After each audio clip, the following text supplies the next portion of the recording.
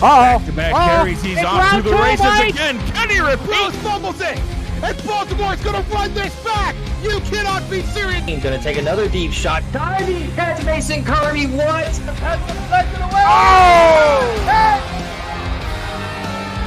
What a catch!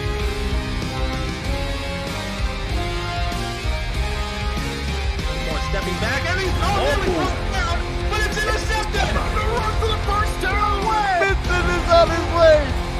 Oh my goodness, it's an embarrassment of riches. Makes more, and he is to the house.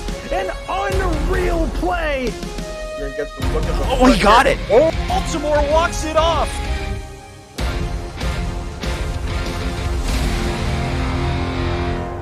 Those epic pregame horns welcome you to the SFL quarterfinals. Along with Mike St. Green, I'm Cameron Irvine. Happy to be here. Good afternoon, Mike.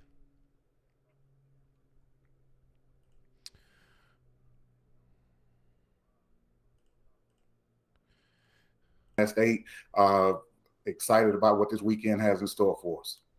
It's going to be a wonderful weekend, Mike, and of course, London plays tomorrow. You are on the nights, and you'll have to wait 24 hours. But this is not a new feeling for you. It is a new feeling for a lot of players out there who have not been in this position, particularly on Tulsa, Mike, after they beat DC for their first playoff victory in franchise history. What are they feeling coming off their first playoff win? Can you describe that? Yeah, Cam, I think I could describe it a little bit, especially coming from the London locker room perspective. I think they were definitely excited last weekend about taking that, that first step into winning the playoff game and first playoff game in team history. But then they look forward, and then they look at the daunting task of, the number one team in the league right now ahead of them, and very similar to what London has ahead of them tomorrow against Baltimore, playing the defending champ. So I think they're confident, but probably, cautious with the confidence that they have. I mean, because they're going up against a great team, and it's going to be an extremely hard matchup for these guys. So with that being said, here is a look at our quarterfinal doubleheader today. 8 teams remain. They're all on the screen right there in the SFL. Tulsa, Vancouver, Sioux Falls, Lone Star, London, Baltimore, Charleston, and Louisiana. Tulsa and Vancouver gets us started here coming up next. Sioux Falls and Lone Star a bit later. But this is Vancouver's time, Mike. They had an unbelievable season. Yeah, definitely had an unbelievable season, Cam. And looking at their record, they haven't lost since week 4 of the season. Of course, a 3-point loss to the Charleston Predators, and in that game, as we've seen Vancouver point out many times during the season, that Robert Redford was injured in that game. And looking at the stats, researching this for this game, Robert Redford only had 2 carries in that game. So did that have something to do with it? Yes, but you don't want to take anything away from Charleston and getting that victory because they played very well in that game. They had a 60% third down efficiency rate, and they had an advantage in the time of possession of almost 10 minutes. So that's going to be a key for Tulsa as well in this game. Can they be efficient on offense like they were last week against DC? Can they keep the chains moving? Can they keep that high-powered Vancouver offense off the field? And if they can't keep that high-powered offense off the field, they're going to look at that great secondary, Rookie of the Year candidate, King Rashid. He has 8 interceptions. And then you look at Ricky Thornton, David Wright, as well as Cameron Shaw. These guys have 31 interceptions between them. So that's going to be a key to keeping, Vancouver in check if they want to win this game today. Vancouver feels like they're 12-0. Your record says who you are. You're actually 11-1. But, Mike, it's the confidence level of Vancouver right now. I mean, when you feel like you're undefeated, when you feel like that game was taken from you because of injuries and, you struggled in ways that you weren't anticipating, that does a great deal for your confidence, especially coming in playing at home. Vancouver's 49-15 all time at Canada Field. The place is going to be rocking. Yeah, no doubt about it, Cam. And then when you could throw out names like Tom Pepper, Robert Redford, Kendra Hall, Brett Killian, you have every reason in the world to be confident. And then if you look at that secondary that they have, led by Ashley Rose Finch, Major Key, and players like that, and they look at the front line, these guys have every reason to be confident. They have a very complete team. They're a veteran team. They've been here before. They're used to winning and being in successful situations. The only thing they haven't done is taken that final step to get to the championship game. And I know these guys are hungry to get there. Dean Maddox has stepped up at the Vancouver secondary. with 16 pass deflections. He was in the slot last season and moved over into a bigger role on his Vancouver defense and has done a fantastic job. Someone on the other side in Tulsa's slot, that's King Rashid. And despite not playing every down for this Tulsa defense, is up for Defensive Rookie of the Year nominee. He led all defensive rookies or defensive players in interceptions and interception touchdowns. And he actually made an appearance on Say It With Your Chest on Thursday. That's Eddie Gage's show, Arizona. Let's listen to what King said there. No, for sure. We're not taking nothing from Vancouver. They got a good squad. I'm not sitting here. They got a good squad. Andrew Hall, they got a wonderful defense. They're good, but now y'all going up against us. So now it's our time to prove to the league who we are. It's time to show that Tulsa's not the same Tulsa no more. Those days are over. King Rashid is here now. You feel me? Doug Brown is on deck. Travis Arthur, Berto, we're ready to go. So there you have it. And, of course, Vancouver never misses an opportunity to respond on social media. This came out this morning with their game day graphic. Time to prove to the league who we are, Mike, as Vancouver preaching team here before this matchup. But you've got the young Tulsa Desperado team coming in against a Vancouver team who's very hungry, Mike, because while they are in the top spot, they've never won a title, never even been to a championship game, and so they feel like this is their moment. Well, first of all, Cam, I think King Rashid went to the MSG school of trash talk there for a second. But, great job by him and being confident as a rookie to come into this game and get such a great matchup. But, Vancouver, they still have a lot to prove. They've come up short many seasons over. And these guys are looking to say, hey, there's not a fluke that we're number one. We didn't just sneak into this number one seed because Baltimore slipped up a couple of times down the stretch. These guys have a lot to prove. They want to take that next step and bring a championship to Canada. It's coming up next. Eric Vincent and Jack Brown have the call from Canada Field. It's the Tulsa Desperados and the Vancouver Legion. And it's the SFL quarterfinals presented by APM Music on Next Level Sports. We'll be right back.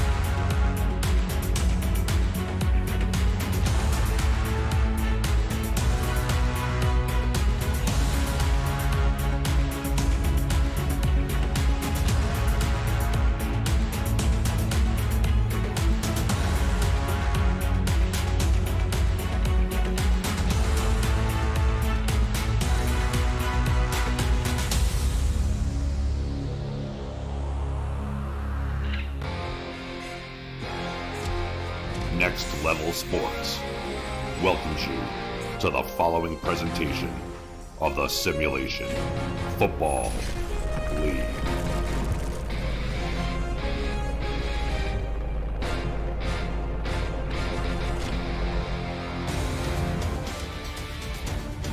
The Simulation Football League Season 18 quarterfinals kick off from the Pacific Northwest, Vancouver, British Columbia, Canada, home of the Vancouver Legion, as they welcome in the Tulsa Desperados. Vancouver sitting at the #1 seed in the Season 18 playoffs. Tulsa, the #9 seed, getting their first ever playoff victory in franchise history just a week ago, and they come in to play the top-seeded Legion here at Canada Field. Eric Vincent alongside Jack Brown, Declan O'Rourke, and Eddie Gage in the Stats Truck course this afternoon. And Jack, this is a very much hyped matchup coming into the playoffs. I would argue maybe the highest hyped matchup coming into the quarterfinals. Oh, definitely, Eric. This has been a game that all around the SFL, everyone's been talking about. Tulsa versus Vancouver. Vancouver looking to keep up their first-round winning streak alive here in these SFL playoffs. Meanwhile, for Tulsa, this is potentially a coming-of-age game for the franchise. A team that had not seen really much of any success before this season, now looking to go on to their first ever semifinals. And if they're to beat Vancouver today, oh boy, what chaos that could cause here in these SFL playoffs. No kidding, and Tulsa is ready to play spoiler here today. Fresh off, like I said, their first ever franchise victory in the playoffs in the Simulation Football League, and they're coming up against the #1 seed. Tom Pepper with almost 4,000 yards passing in the regular season, 25 touchdowns. I mean, it's going to be a tough task for these Desperados to come up to Canada and take down the Legion here today. But I think they are ready for the task, and the Desperados certainly feel like they're ready for the task, as they've got the ball on the tee, and they will boot the football away to start off our quarterfinals. A little bit of a stumble there coming out of their own end zone, and that's going to back them up to the 19-yard line. Chris Curtis with the return, and we will see Tom Pepper with the football to start things off here, Jack. Yeah, I think it's actually kind of an interesting call here from Tulsa, because if they can get a big stop here on the first drive from Vancouver, get a turnover, maybe even just a punt, it would be a huge statement of intent for the Tulsa Desperados if they can get a stop here. We'll have to see how they start things off here. 4 wide for the Legion. Single back. Pepper to throw. He's going to air one out over the middle, and that's a big catch to start things off. Out to the Vancouver 37-yard line. Gain of 18 out to BK12. Brett Killian. Brett Killian, one of the all-time greatest receivers here in the Simulation Football League. Eric, among the top 5 all-time in receiving yards. Just proving it all the more right there. Just reaching above the defense and coming right down with it as Vancouver looking to move the ball with poise. They're starting off firing on all cylinders. Pepper under center this time. He'll pass again. Good clean pocket. Going to throw it into traffic, and it's picked off. I don't know how that was picked off. I mean, it was a sea of humanity up there towards the top of the far sideline there, and Nate Heslip comes away with the football, and that's the stop you were looking for there, Jack. Yes, that is. That's the exact sort of thing that I think Tulsa was hoping for. A massive statement of intent, and you can already hear the crowd take it down a few decibels here in Canada Field. And now we got to see what JQ is going to be up to. Last week, he was actually probably more involved in the Tulsa offense than ever before this season. He had his cleanest game, arguably, of the entire season, as that's a handoff to Douglas Brown, who gets stood up right near the line of scrimmage. And we'll get to JQ's numbers here last week in just a moment, but we'll look at the stars on this Desperados offense. JQ, number 10 at quarterback. Douglas Brown, the running back. Stephen McMichaels, the fullback. Sanzo Robinson, Corey Jones, DJ Hume, and Gabriel Manning, the wideouts. Jim Copeland Jr., Jason France, the tight ends, and Will Stevens will be at that ever-important left tackle spot, protecting Q's blind side. Q is going to hand it off again, and again, Brown is going to go nowhere, this time losing 3 back to midfield. Yeah, very uncharacteristic start from the #1 overall pick, and that's also not very good for Tulsa to be seeing, since they have relied on Douglas Brown throughout the season. They definitely aren't good on this play, though. JQ in the empty set. Brown averaging close to 100 yards a game on the ground through the regular season. As they go 5 wide here. Q quick fires it. Far sideline caught. He's past the defense. Can anyone stop him? He's going to get dragged down near the 5-yard line. And what a catch by Corey Jones, high pointing the football. Corey Jones able to just get right above the defense, and actually makes the defender bite a little bit there. Kind of almost reminds you of the Minneapolis Miracle, the way that place was starting to go. But fortunately for Vancouver, they had a bunch of guys playing on Corey Jones. But downside for Vancouver, it's 1st and goal on their 5. These Desperados, this stage is not too big for them, at least to start things off here in the first. 45-yard reception to get down to the 5-yard line. 1st and goal, handoff to Brown, and Douglas Brown will get to the 4-yard line for a short gain of 1. Getting a look at the Legion on defense. Achilles Papatanis, Kybron Womack, Gerald Giudice, all around the front 3. Josh Farnsey, Earl Fields the 4th, and Marquise Reed, the linebackers. Major Key, Ashley Rofinch, and Dean Maddox, the corners. Michael Lister, Mark Lopez, and Drew Hamilton are the safeties to round out the defense. I formation for the Desperados. Handoff to Brown again, trying to find some blockers, and gets buried at the line of scrimmage. You can tell that the Legion defense was ready for this run game from Douglas Brown. Yeah, no, definitely. And as you said, this Vancouver defensive line of Achilles Papatanis, Kybron Womack, and Gerald Giudice, these are not guys who play around. The Vancouver defensive line is known as one of the better units here in the SFL. But being this far back for Tulsa almost opens up the playbook a little bit. 3rd and goal now from the 5, going to the gun. A back on either side of Q in the gun. He fires it over the middle, close to the goal line, and they're going to stop him. Actually, it was dropped on the play. Good defense by the Legion as they stop Gabriel Manning from securing the football, and that's going to bring up 4th down. Yeah, that was a good stop there from Vancouver, forcing Tulsa to settle for 3. But still for Tulsa, this is a huge momentum swing in their favor. Even just going up 3-0, making your team play from behind, making the opponent play from behind, and seeing already that they forced a mistake out of Vancouver, this is huge.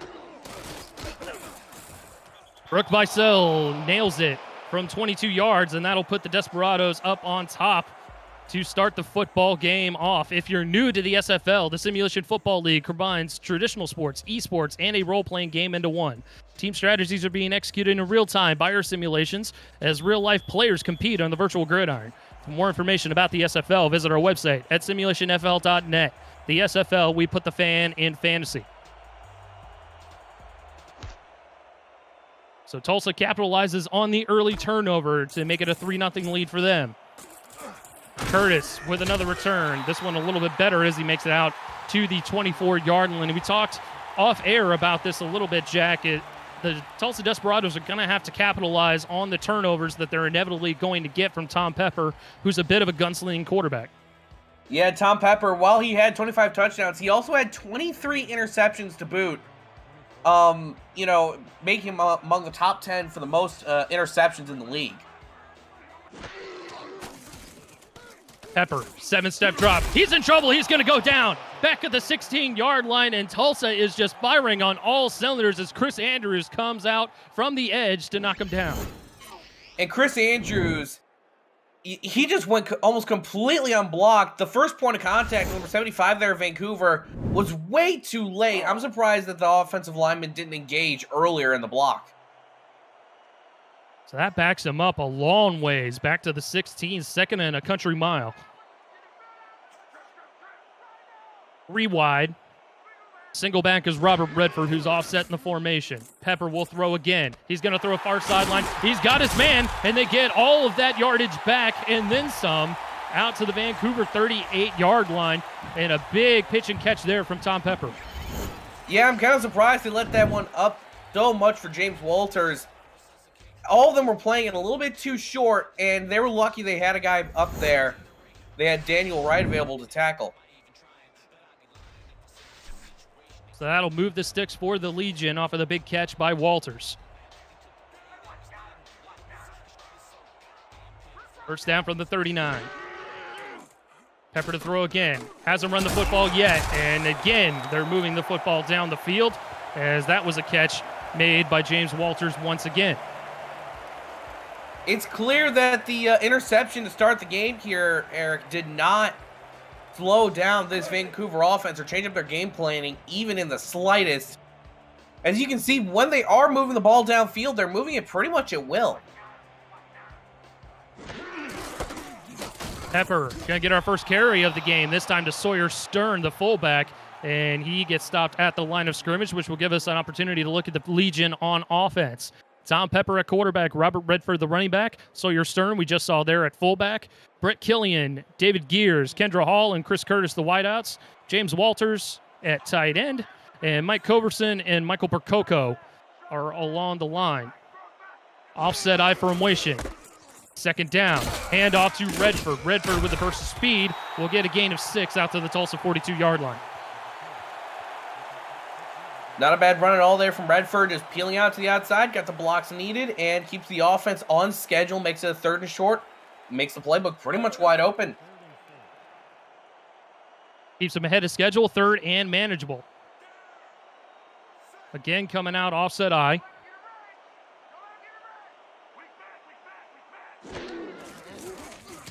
Pepper will throw.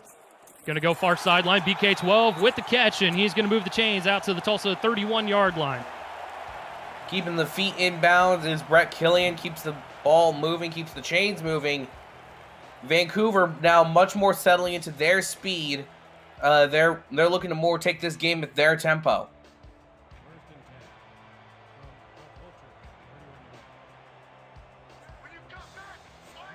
They're definitely liking this offset I formation as they come out again, and at Tulsa sensing the run, they're going to back out into the pass. Instead, it'll be a screen out to Stern, and Stern will get stood up right near the 30-yard line for a minimal gain. Getting a look at the Desperados on defense. Chris Andrews, Berto Demora, Jaden Swift all on the front 3. Miles Gibson, Carson Miller, and Philadelphia Collins, the linebackers. Nate Heslip with the interception on the last drive. King Rashid and Cameron Shaw, the corners. Daniel Wright, Travis Arthur, and Ricky Thornton, the safeties.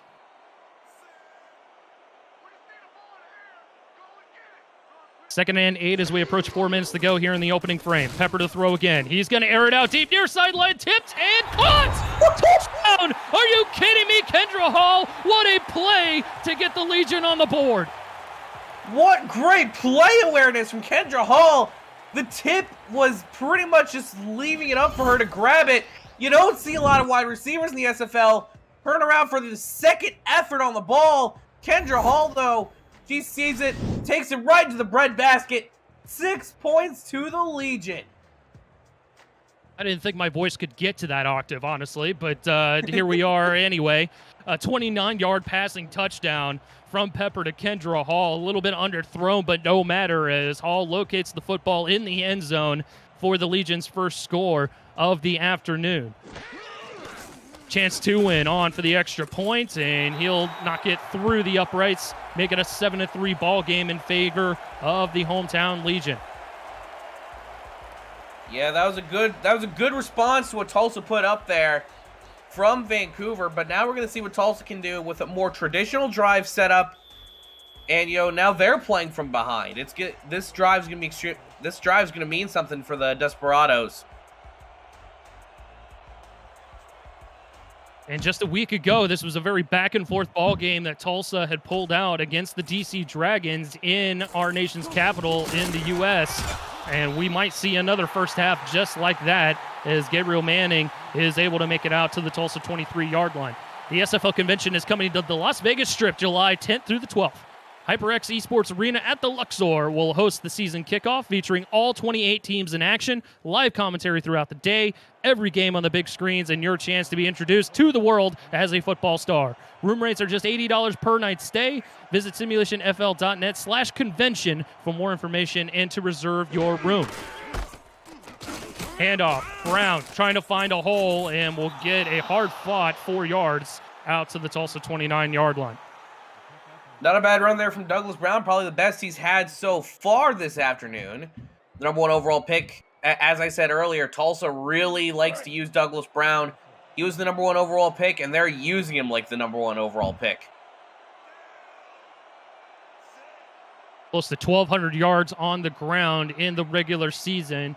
Looking to add to his playoff totals here this afternoon as he gets another carry. Good couple of spin moves there, and he'll get close to the first down marker at the 32-yard line. Sets up 3rd and short. Keeps your offense on schedule. And now for Tulsa, they get to kind of experiment a little bit. Just need to get 2 yards in this play. The Canada Field faithful on their feet for this early 3rd down.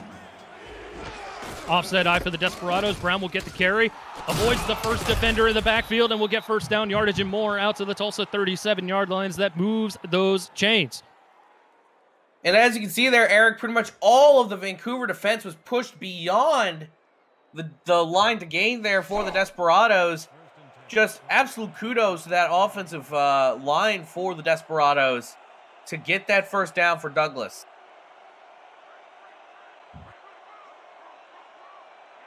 .245 and counting to go here in the opening quarter of action. Q will throw. Going to throw a far sideline, falling down, making the catch, and a bit of a late hit there. No flag. And DJ Hume took a little bit of an exception to that hit there, and we're going to see a knockdown, drag-out fight between these two teams, Jack. Oh, one can only hope. But these two teams certainly are going tit for tat. You know, we may not see it right now, but it could be, we could lead to it at some point. Brown avoids the defender in the backfield, chases him down, close to the line to gain. Mark at third chest air as Gerald Giudice chased him down from the backfield. Yeah, that's kind of one of those moments there, Eric, where it's just, if the ball was in the other hand, it would have been a first down. That's how close it was. Fortunately for Douglas Brown, it wasn't in the hand that it needs to be, and it's going to be 3rd and inches. Second critical third down of this drive. I formation. Douglas Brown hurdles his own blocker. Good spin move, and he'll make it out close to midfield. In fact, they'll mark him right at midfield with a fresh set of downs. Once again, the Tulsa offensive line pushing the Vancouver defense beyond the line to gain. They know what really is at stake here. They know what they need to do, and they do just that and not much more. Empty set this time for JQ. 4 wide, trips towards the top of the formation. Takes the snap, has time, going to throw it over the middle. Caught, first down yardage as the receiver gets across the line to gain 38 yards with catch. Yeah, Sanzo Robinson, he was the one who actually cleared out to make way for Douglas Brown here at Tulsa, and he's done pretty well as a slot receiver, which is what they've been mostly using him as for this season.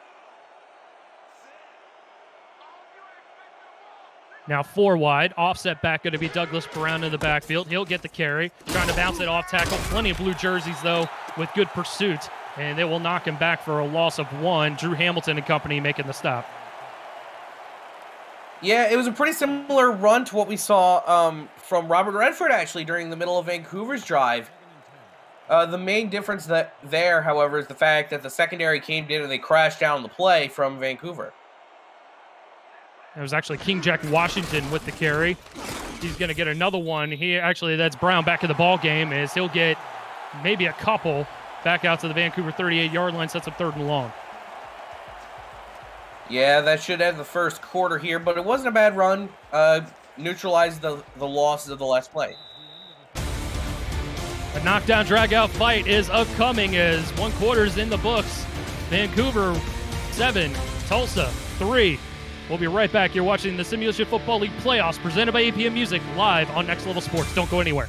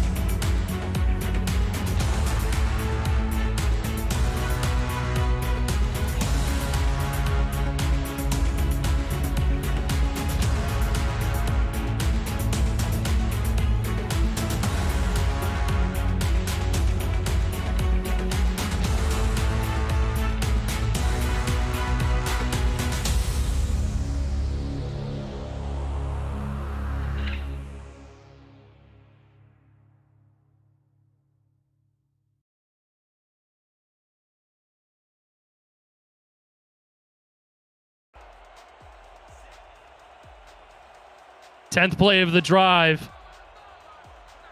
Douglas Brown, 4 attempts, -3 yards. He's now got 7 attempts for 21 yards total. As JQ going to air it out on 3rd and long. He's got his man somehow near the 20-yard line. Mark him down at the 19. What a catch by DJ Hume.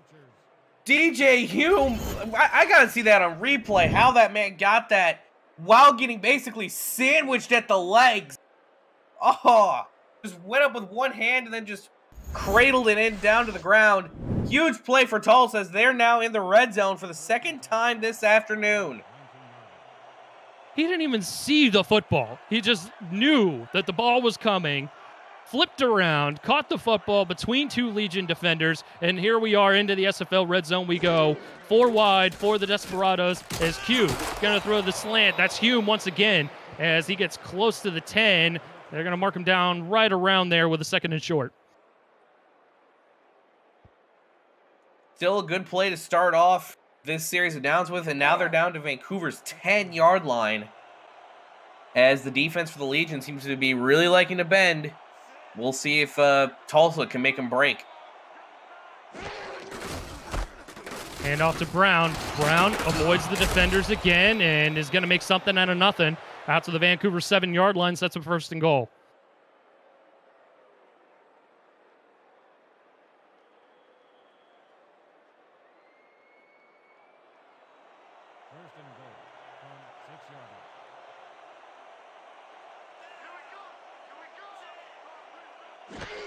Three wide, Q going to hand it off. A little bit of a misdirection play, and Brown's going to get into the end zone. Touchdown, Tulsa. The perfect response from the Desperados, showing that, as they said, they're still fighting. Setting up from a normal drive, they've been pinned down into 3rd down, even a 3rd down and long several times during this drive. And just as it always is, the bell cow, Douglas Brown, runs it into the end zone, adds 6 for the Desperados. 12 plays, 13 plays, 75 yards, capped off with that 7-yard rushing touchdown for Douglas Brown. And that was a huge response for the Desperados as they go back up on top here, looking to go up by 3 with the extra points. And Brooke is able to nail it, and that makes it a 10-7 ball game. Tulsa is most definitely fighting on the road against the #1 seed in the SFL playoffs. Yeah, this is a very good showing from Tulsa so far. If they can keep this up, and, especially if their defense can keep up. One of the big things about their defense, they have been a shutdown unit during the second half of most games. So if they can limit the damage from Vancouver in the first half, given historical trends of the season, it's going to be interesting. Curtis with the return from his own goal line. And he's going to make it out to the 22-yard line. Q, just a week ago, completed almost 83% of his passes, over 300 yards and 2 touchdowns. And here today, he's looking very, very good as well. He's completing 83% of his passes. No touchdowns on the board, but a very methodical drive to get his team back out in front. Now, how will Vancouver respond? Pepper under center. He's got 2 backs behind him. Handoff, a couple of yards there on the carry. And that was Robert Redford with the carry out to the 23-yard line, 2nd and 8. Nice job from Vancouver to pound the rock early on this drive.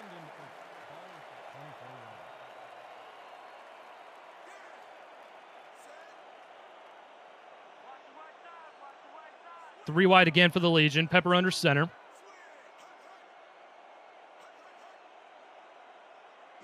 Pepper trying to hard count a little bit.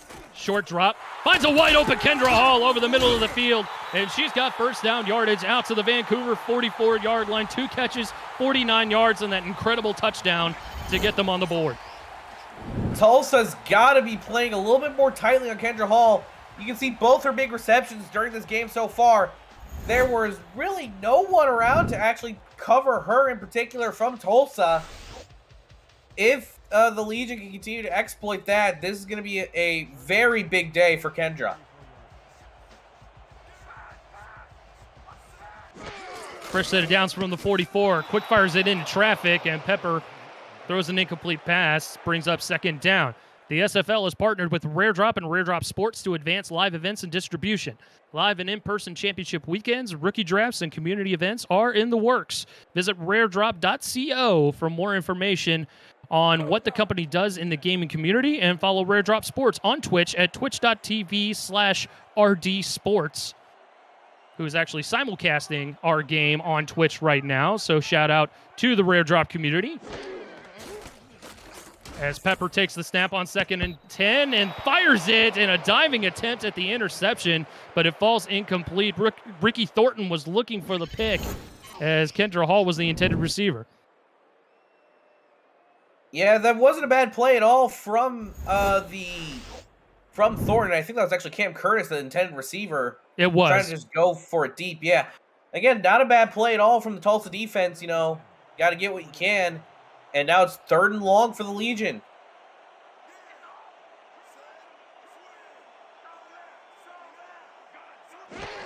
Five wide for Pepper, empty set. He's going to fire it near sideline and incomplete. Wouldn't have gotten him the first down regardless, even if he did complete the pass, as Travis Arthur bats the football down. That brings up 4th down. That is very good to see if you are a fan of the Vancouver Legion, of the Tulsa Desperados, my apologies.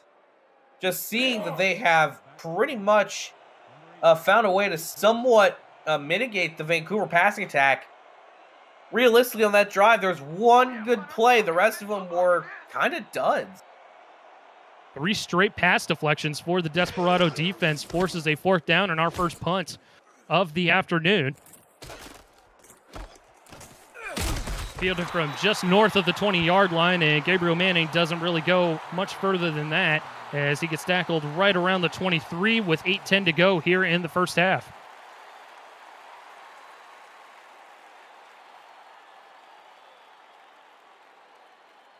Been a back-and-forth affair between these two teams, and the total yards certainly say that.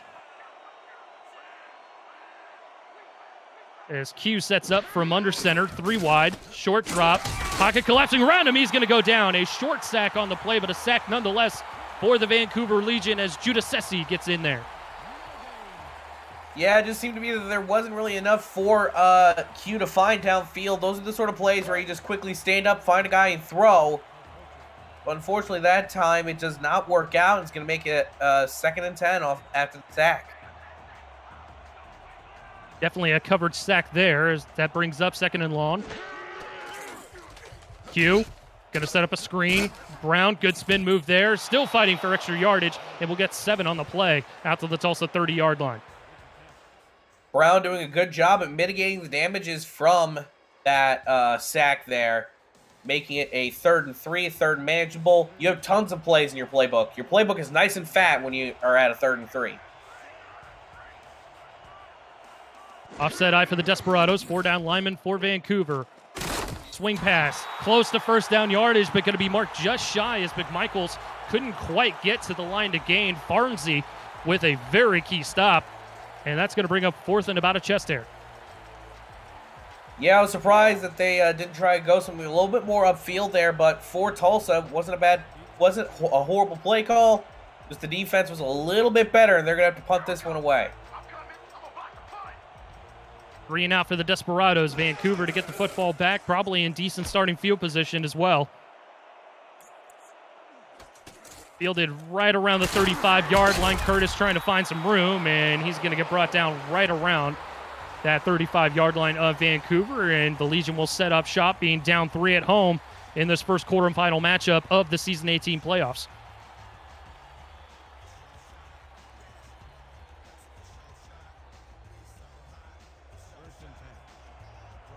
.6:32 to go here in the opening half of play. Pepper's got 2 backs behind him. Handoff going to go to Redford. Redford delayed at the line of scrimmage, but gets 3 out of the play out to the Vancouver 38-yard line. Tackle made by Carson Miller. Nice first run there from Redford. Expect probably a relatively deep throw out of Vancouver, because that's typically what they kind of like to do at this range. Definitely a running offense here in Vancouver as Pepper likes to throw the football. Got this guy. Work out some big-time runs here and there, and that one will be another gain of about 3 or 4, sets up a third manageable. Yeah, Robert Redford came here a few seasons ago, and he has been the definitive bell cow back that this Vancouver team, for the longest time, was kind of like, in the dark of trying to really get a real bell cow back, and Redford's been their guy.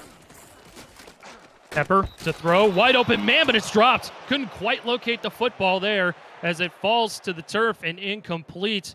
Sylvie was the intended receiver, the extra tight end of the formation, and it's going to be another punt for Vancouver. That's got to be frustrating if you're Coach Andy Hamilton standing right there on the sidelines watching your guy basically drop one of the easiest to complete passes that you'll ever see. And now Vancouver's going to have to punt it away once again, still down by 3.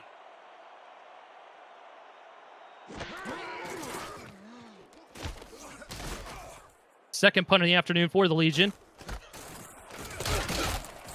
Good return for Manning as he makes it out to the Tulsa 30-yard line. We went back and forth there for a little bit. The first 3 possessions, minus the interception on the opening drive for the Legion, were all scoring possessions, and now we've had 3 punts back to back to back. Yeah. Seems to be that whatever these two teams figure out they want to do, it's a bit of a game of trends, They hit their stride with one thing, they're going to keep going at it for a little bit. However, if there's one thing to take note of, Vancouver is definitely winning the field position battle. We'll see if that matters here as Q will throw a short pass to start things off. And that's going to be Jim Copeland Jr., the tight end, with his first catch of the afternoon for a short gain of 3. Yeah, a bit of an interesting play call there, just doing a short throw to the tight end. Not typically something you see when you're kind of in this situation, but keeps the offense on schedule. Bit of a heavier formation, too, so not necessarily a great passing formation there. Q just probably trying to get rid of the football, get what he could. As he sets up on the 2nd and 7, airing it out in the middle of the field, and that's caught. Corey Jones with the reception, and he's going to get close to midfield, actually past midfield to the Vancouver 49-yard line. So much about offensive play calling is trying to draw up the perfect play where you can cause enough defenders to scatter out across the field that you have one defender wide open. That is what Tulsa did on that play, leaving Corey Jones wide open in the middle of just basically this pocket of Vancouver defenders. And they pick up a huge first down crossing the midfield stripe. 16-yard gain, second catch of the afternoon for Jones. Offset eye for Q and company. Q gonna throw, sidearms it over the middle, and again another catch by Jones, this time for first down yardage out to the 38-yard line of Vancouver. The Desperados are driving.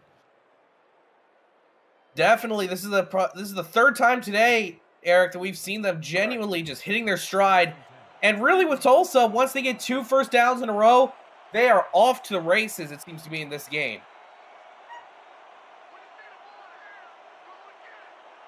Shotgun formation now for Q. Going to air it out near sideline, and a bit of an overthrow there as that falls incomplete. He was looking for Hume, but there were a couple blue jerseys in the vicinity, and was probably just trying to get it to where only his receiver could get it. Yeah, it seems to be that Hume just kind of got a little bit caught up in the Vancouver defense. Not a bad play call, not even a bad throw. It's a situation, like I said a few plays ago, where the offense was good, the defense was just that little bit better.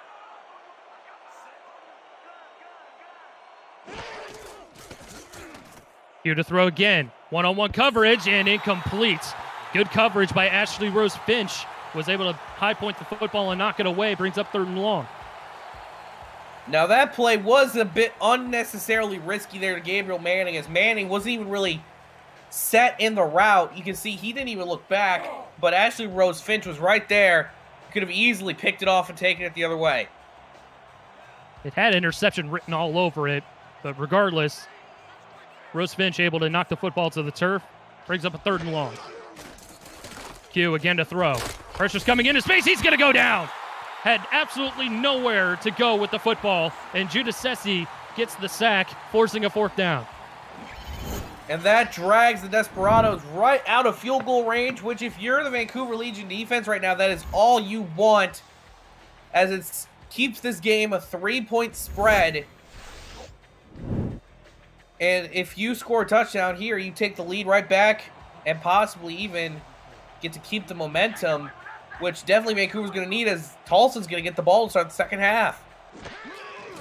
Giudice and Womack combining in on the sack, forcing the punts from Tulsa after a very productive-looking drive. It's going to be down. Wow. What a punt, as it is downed right at the Vancouver goal line. That was an insane punt, as it looked like the gunner maybe misjudged it originally, but a little backspin there, a little lob wedge action, able to down it at the goal line. Yeah. Maybe the gunner there sliding and changed the aerodynamics of the ball, you know, made it roll so it just stops right there. Huge punt there for the Desperados. So the Legion in trouble here, backed up against their own goal line. Redford able to split the defender and get something out of nothing as he gets a good chunk of 8 yards out to the Vancouver 8-yard line. And he was definitely in trouble on that play, Jack. Oh, yeah, no, definitely. It looked like first contact was actually made in the end zone. I was kind of holding my breath for a second, being like, oh, no, here comes a safety. A safety would have completely changed the dynamic of this ball game, but luckily for Vancouver, he kept running forward, and he got a solid 8 yards. Redford with good blocking towards the top of the formation, able to get first down yardage to the 17-yard line. It could have easily gone for a whole lot more, but that was good pursuit by the Desperados defense. Yeah, no, definitely. It was a very simple run to the outside. Maybe for Tulsa, they kind of saw it as, well, hey, you know, we'll take what we can get. And really the drive starts for realsies here. Might see one more play before the 2-minute warning. 3 wide. Pepper to throw. He's going to go that route towards the top of the formation. Curtis with the catch as he gets dragged out of bounds near the Vancouver 20-yard line. That freezes the clock momentarily at 2:11. Gets the stop, you know, gives Vancouver a little bit more time, as I think we can definitely agree here, Eric, they're looking to go for the end zone, hopefully, at least once before the end of this half. We'll see if Vancouver can get one more play off. Offset eye. Pepper will get it off right at the 2-minute mark. Good stiff arm there by Robert Redford as he gets first down yardage and more to the Vancouver 32-yard line. 1:56 to go, and that's where we'll take the 2 warning. 10-7 the score as Tulsa is up by 3, but Vancouver trying to capitalize the drive. You're watching the Simulation Football League playoffs presented by APM Music, live on Next Level Sports. Don't go anywhere.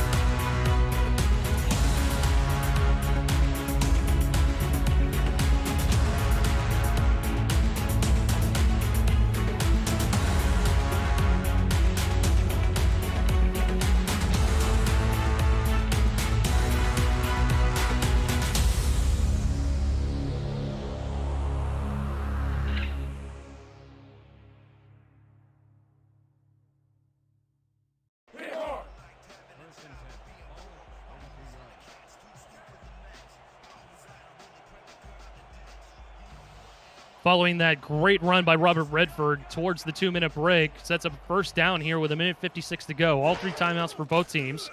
Pepper takes the snap. He's going to fire it to Redford coming out of the backfield. Good spin move and gets ushered out of bounds at the Vancouver 35-yard line.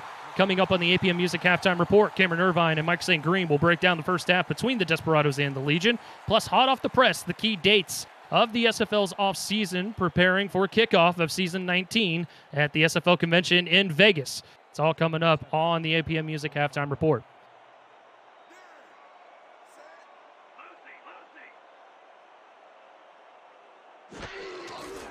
Heavy backfield, handoff, Redford, bounce to get near sideline, off tackle, good spin move to get the first down yardage to the Vancouver 44-yard line. Don't forget, this started off right at their own goal line, and they're bringing it out to midfield here, Jack. Yeah, they're bringing it out. They're moving the ball pretty much with conviction. I'm wondering if Tulsa's just looking to take it to the half, work the time down as much as possible.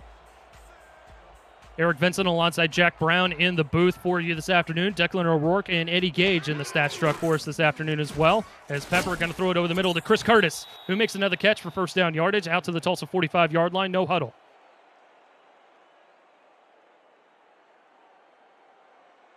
Pepper trying to hustle back up to the line, takes the snap with just north of a minute to go. Finds a receiver down the near sideline, and that's James Walters with another catch. He's been a popular target here this afternoon for Pepper. Oh, definitely. The Legion are looking to spread it out to a bit more of their unconventional targets. We were talking about over the break, Brett Killian and Robert Redford, they're 2 of their more common receiving leaders. They've been a little bit quiet, especially Brett Killian. Only 2 receptions so far this afternoon off of just 4 targets.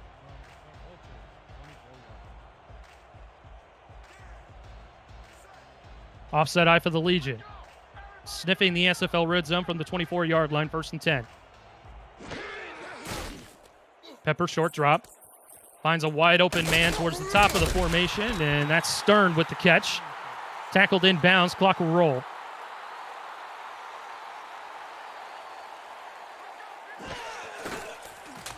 Pepper again will throw, again to Stern. Stern trying to find his direction, gets suplexed into the dirt. And Vancouver will call their first timeout with a 3rd and 3 coming up. Definitely a good time to start calling the timeouts. You only need 3 yards and 17 yards if you want to get to pay dirt, if that's your goal before halftime.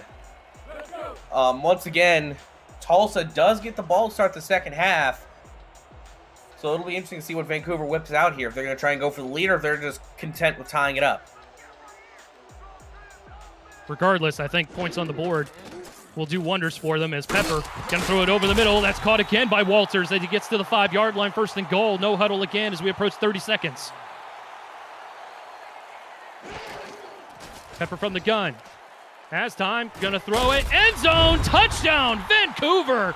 And once again, a high-pointed catch. This time from Chris Curtis to get Vancouver on the board again. And he caught that ball, basically landed right on his back in the end zone. Hit in the middle of the air, but held onto the football. That is huge for Vancouver, leaving Tulsa with as little time as possible on the clock to pry him out some sort of retaliatory effort.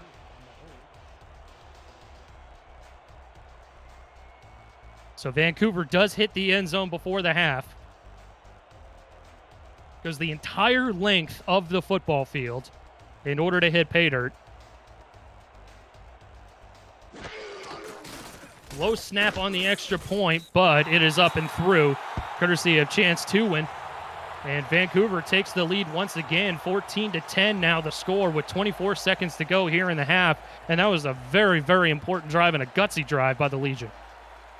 Yeah, a whole lot of risky plays and a whole lot of downfield passes, but they were able to get it off and they were able to get the touchdown. Again, a 100-yard drive for the Legion. You don't see that too often in the SFL, and on only 12 plays, that's definitely impressive. As Manning will come out of his own end zone, trying to find some blockers, going to make it out to the 24-yard line with 19 seconds to go. I'd imagine Tulsa would probably be content with just ending the half here, but they've got some big playability as well in all 3 timeouts. Yeah, I'd be curious to see what they do here. Because even just a handoff to Robert Redford, that still had to Robert Redford, Douglas Brown. I'm sorry, folks. Even just a simple handoff to Douglas Brown would have the easy ability to go for a very long run. He was going to hand it off, and a minimal gain on the play, as Brown will get maybe 3 out to the Tulsa 27-yard line. Clock continuing to tick away, and I think Tulsa is going to be content with sending this to the half. Definitely seems to be that way. 0-0's on the clock, 14-10. Vancouver takes the lead just before the first half ends. We'll send it to the APM Music halftime report after this break. You're watching the Simulation Football League playoffs, presented by APM Music, live on Next Level Sports.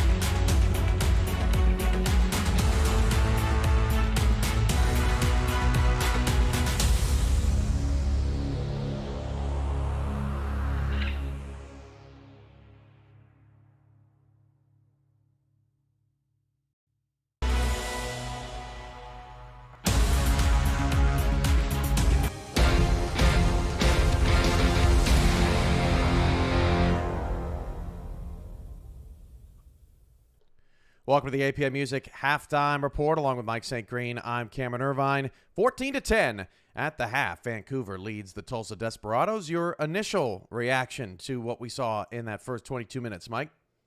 My initial reaction, I think Tulsa's probably happy with the way that first half went, other than the score. I mean, they started off great with Nate Heslop interception on the first drive of the game, and then followed that with a Brooke Beisel field goal. And these guys were off and running with what they would want to do, control the clock.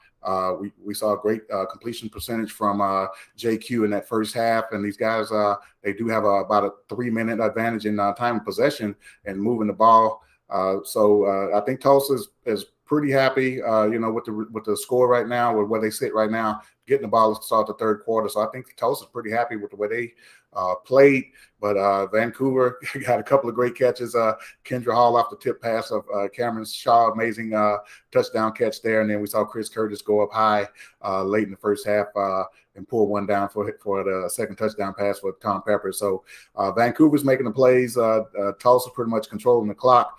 I think both teams are obviously happy where they are, and we'll see how the second half is going to go, coming out here. Both teams' playmakers made plays. Kendra Hall, Chris Curtis. I like the distribution of the football from Tom Pepper. He's gotten Walters involved.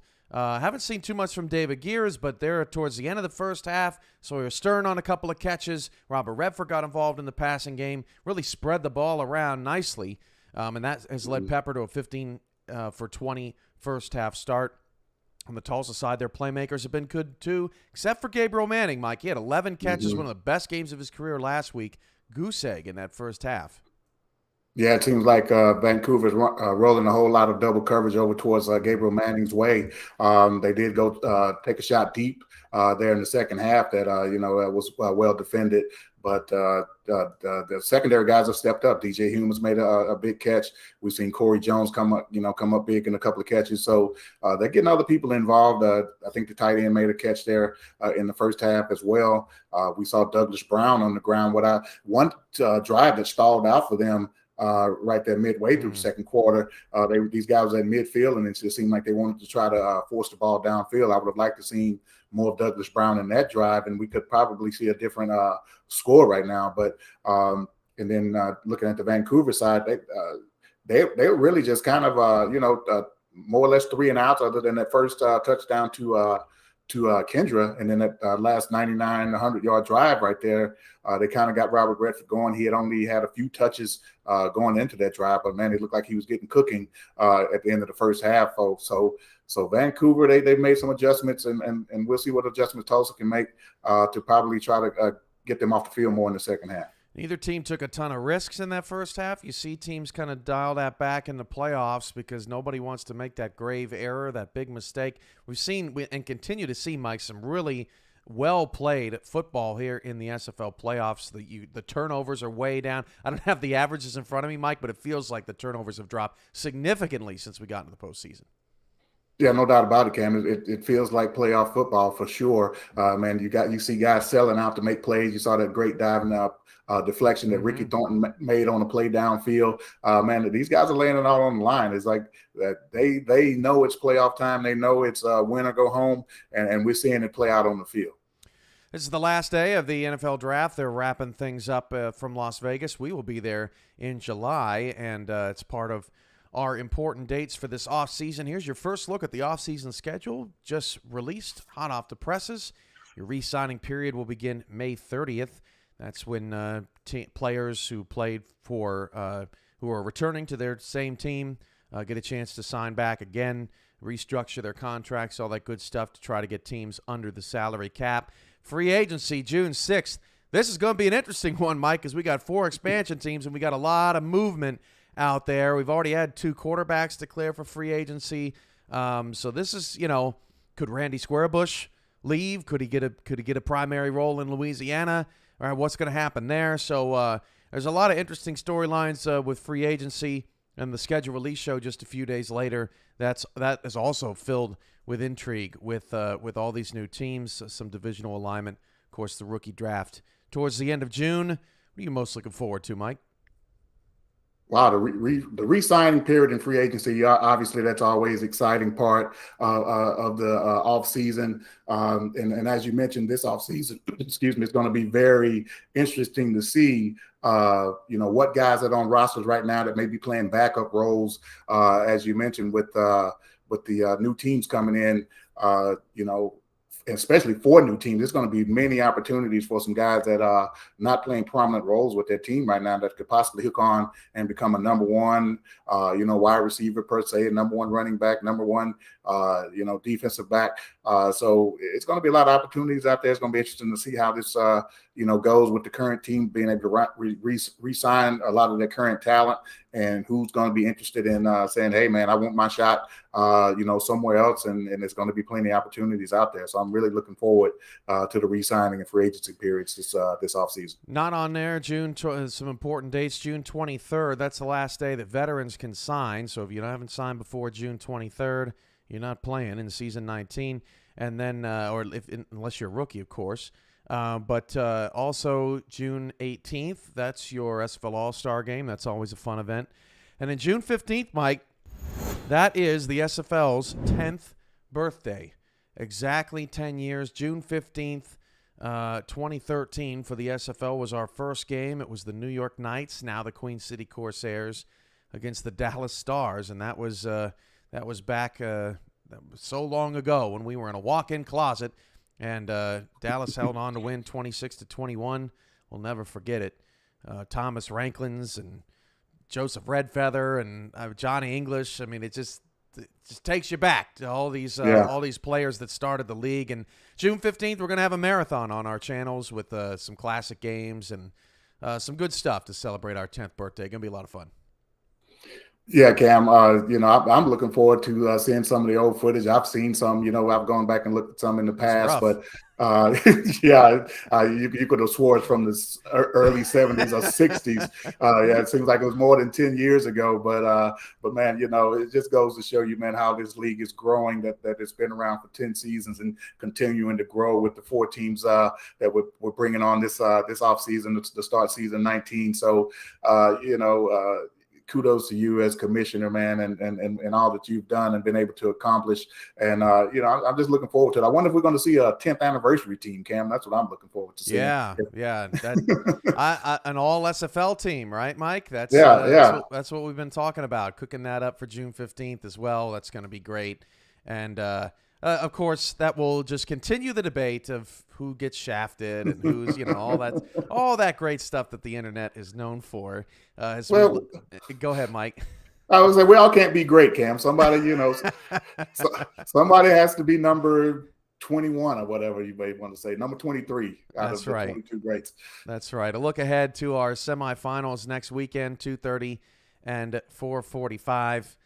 Next weekend, and then your SFL championship game Saturday, May 14th, right here on Next Level Sports. All of the games on Next Level Sports. You can also see Sunday slate tomorrow there as well. Halftime of the championship game, season 19 expansion teams, division alignment announcements, and we'll also honor some of the Make an Impact Award winners from this season. A bit of a twist on a new award coming up in the SFL. Mike, your keys to the second half for Vancouver and Tulsa. I think both teams should feel pretty good about where they're at and feel like they got a shot in this one. Oh, yeah, definitely both teams should feel good about where they're at. Of course, Vancouver, they're ahead. All they have to do is repeat the first half, and then they'll win this game and go on to the semifinals. Tulsa, I think they want to repeat what they've done. I don't think they just want to be on the other side of the ledger here. That one drive right there before half, as I mentioned, pretty much, allowed Vancouver to go ahead. But Tulsa getting this ball to start the third quarter, I would just like to see more of what we saw early on in the game. A lot of Douglas Brown, control the clock with the short passing game, and obviously no turnovers. But I think they played very solid. You can't ask any more from them. In Vancouver, as we mentioned, that Gerald Judy says he had a big sack in that first half. Defensive lines played well. Their secondary, of course, they're taking Gabriel Manning out of the game. It's just going to come down to probably a special play in this game. Obviously a big turnover or probably a Manning punt or kick return. But, yeah, it's going to take something special for somebody to, get head and shoulders and win this game. Yeah, Gabriel Manning has not really done anything special in the return game, although he is approaching an incredible milestone that Eric and Jack will touch on in the second half. But I think for Tulsa, Mike, this game's going to come down to turnovers. If they can get some shorter fields for their offense, I think that gives them a better chance. Those you're not seeing 12-play 100-yard drives from Tulsa, and they may need a little help from their defense, even though their offense has continued to move the ball. We'll find out what happens in the second half. Tulsa 10, Vancouver 14. Mike and I will be back here for post and to get you set up for the second game of our SFL quarterfinal doubleheader, Sioux Falls and Lone Star. After we are done in Canada, Eric and Jack have the call when we come back. This has been your APM Music Halftime Report, and you're watching the Simulation Football League on Next Level Sports.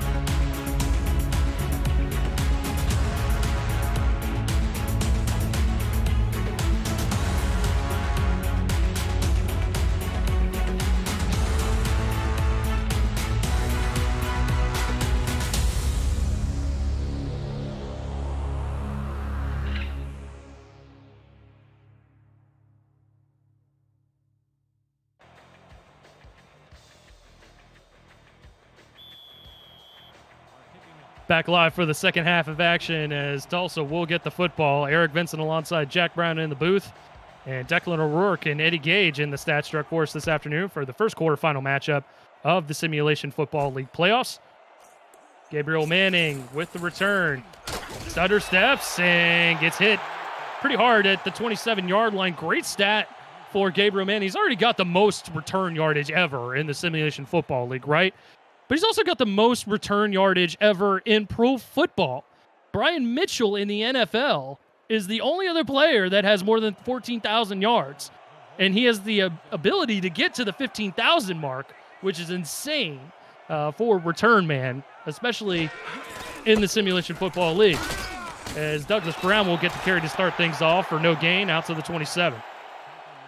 Yeah, that is huge for Gabriel Manning. You know, he's always been a man who get paid the big bucks, and now he's really showing why he gets paid those big dollary dues with such records like that. We'll have to see if he can add a little bit of magic in the return game here today. We certainly haven't seen it from the offensive perspective, as Q is going to throw on second down, and we'll get a good chunk of 5 out to the Tulsa 32-yard line. That was a key point of question is, you know, where is Gabriel Manning in this offense as Jason France makes the catch?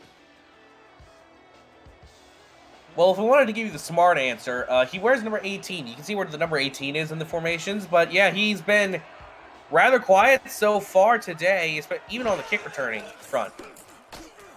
Here to throw, third down, close to first down yardage. They're going to mark him just shy, as that was Manning with the catch, but couldn't quite get the yardage needed, and that's going to bring up a fourth down. Yeah, that was his first reception today, and he only gets it now as we start this second half.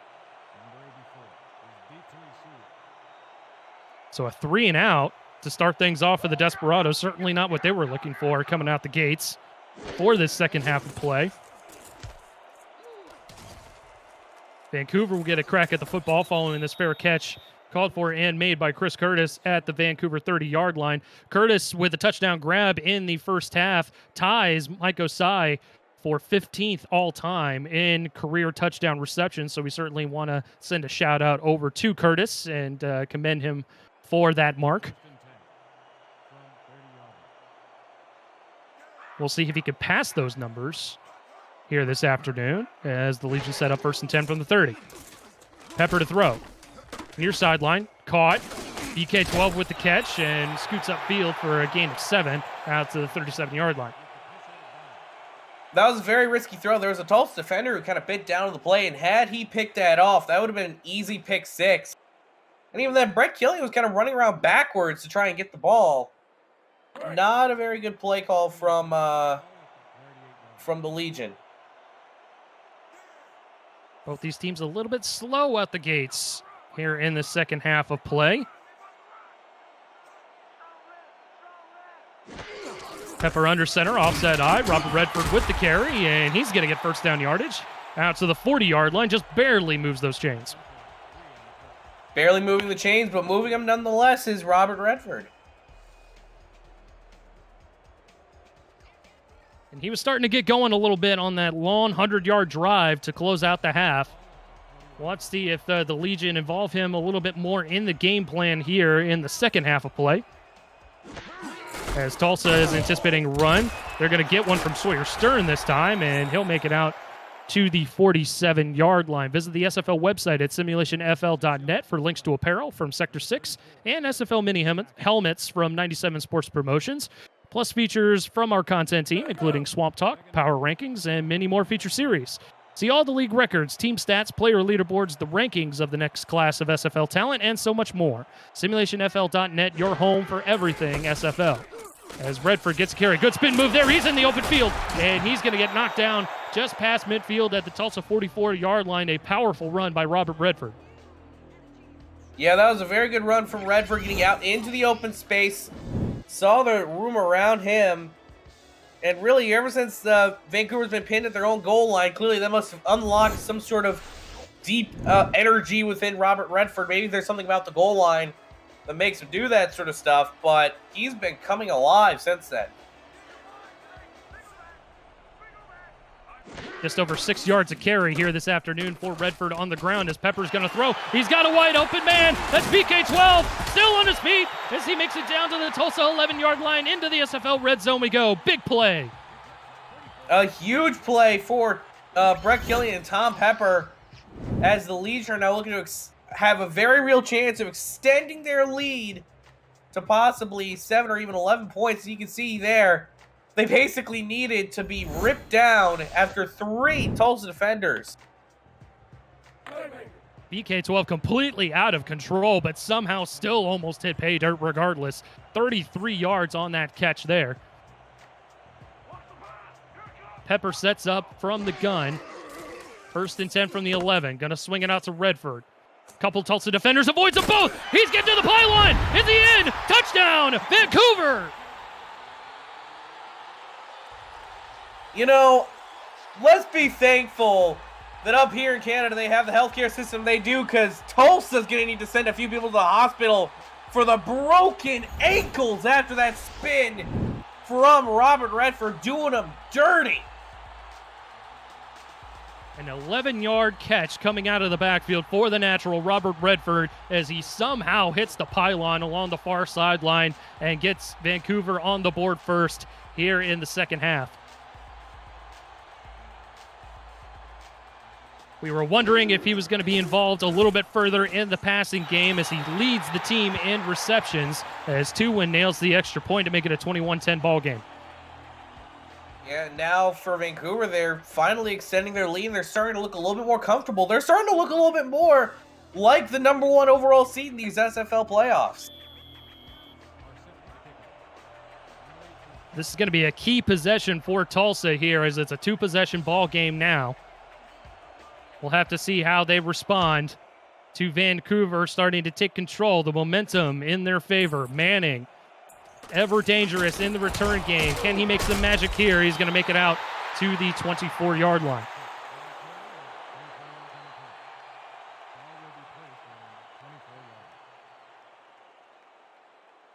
So it's 6:51 to go here in the third. Tulsa with their second possession. Vancouver hitting pay dirt, courtesy of Robert Redford on their first possession. JQ has had a nice game, 12 of 15, 139 yards. No touchdowns, no picks. As Brown gets the carry, and the #1 overall pick is going to make it out to the 29 for a gain of 6. Nice game there on a drive where Tulsa, now more than ever, is going to need to retaliate, as in a game of back and forth, it seemed to be that Vancouver's hit their stride. Can Tulsa do the same in return?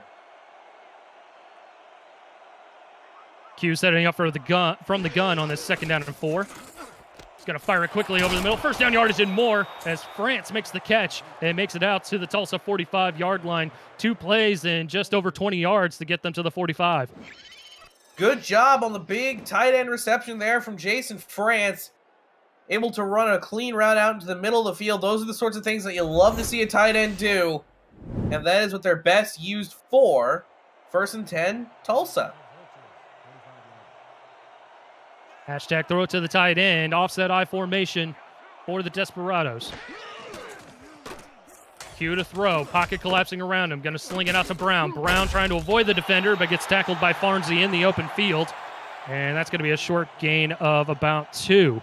The SFL's minor league, SFLM, is how you, the viewers, can get involved in the action.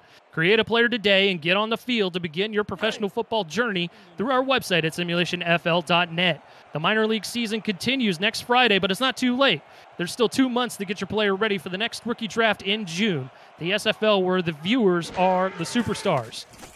Q on 2nd and 8, threads the needle and finds a man out across to the 42-yard line as Corey Jones makes another catch. You know, JQ looking much like a good friend of mine who refers to himself as the dime guy, just throwing dimes in the middle of the Vancouver defense. As you can see, the thing coming up right there. He's been having a pretty good and pretty efficient game. You know, that number 10 making all the more sense. Meanwhile, Brown with the carry on the fresh set of downs, and he goes absolutely nowhere. Just lucky to get back to the line of scrimmage as Giudice, who's quietly had a very active game, is able to make the stop.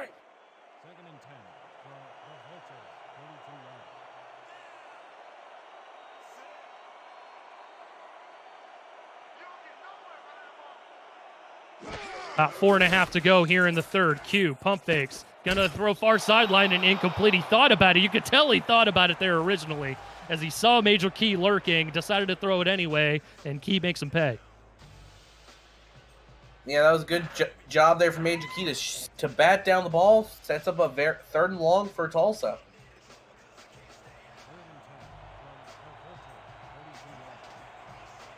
Third and long now, 7th play of the drive. 4 wide, trips towards the top of the formation. Q in the empty. Takes the snap, fires it quickly over the middle crossing route, and that's not going to do it as France makes the reception, but he gets nowhere near the line to gain. The Legion defense converges around him in a hurry, and that brings up 4th down. Yeah, nice job on the stop there from Vancouver, as also for Tulsa, they drained a lot of time during that drive. Now down to a little over 4 minutes left here in the third quarter. Not necessarily a great decision there to throw the crosser on that third down and long, but an opportunity to flip the field position, and they do as they nail him back at the 6-yard line. Another great punt there by Farouk as he nailed one down to the goal line in the first half there. Yeah, the second time he's been able to land it within the 10.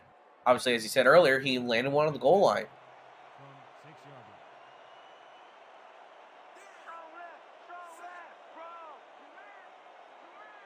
Second possession of the second half for the Legion, and it's going to start off with a Robert Redford carry, and Redford gets stood up right around the line of scrimmage as Carson Miller is able to make the stop and shoot the gap.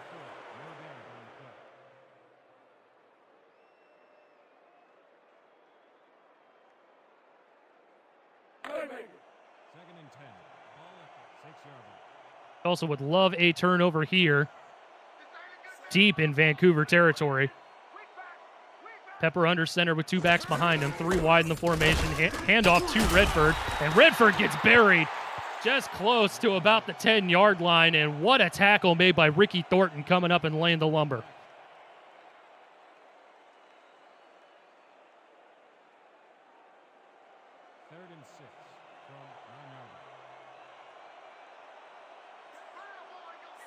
Third and 6 now. Bunched receivers towards the top of the formation. Pepper under center, a 7-step drop. Pressure coming in his face, still completes it. And that's Kendra Hall with another clutch catch as she makes it out past to the 20-yard line to the 23. Yeah, that was a bit of a... It's another situation where Tulsa left Kendra Hall way too much room. You know, even then, that I would almost consider as a little bit too much, as the defender just wasn't able to bite down on it. But still, credit to King Rashid for the tackle. 4 catches, 71 yards for Kendra Hall this afternoon, including an improbable touchdown grab in the first quarter to get them on the board to start things off as Redford gets a carry and he gets buried in the backfield for a loss of a couple. The SFL has partnered with Laser to deliver digital SFL player trading cards to its players and viewers, set to debut today during the Sioux Falls Lone Star quarterfinal game on SFL Twitch. Viewers every 30 minutes will be issued one of 18 trading cards, or you can buy the entire pack through Laser's store. Visit Laser, that's LAYZR.GG, and click on the Join Alpha button to connect your Twitch account and begin collecting. As Redford, again, actually that's Stern, who gets minimal yardage on the play. It sets up a 3rd and long.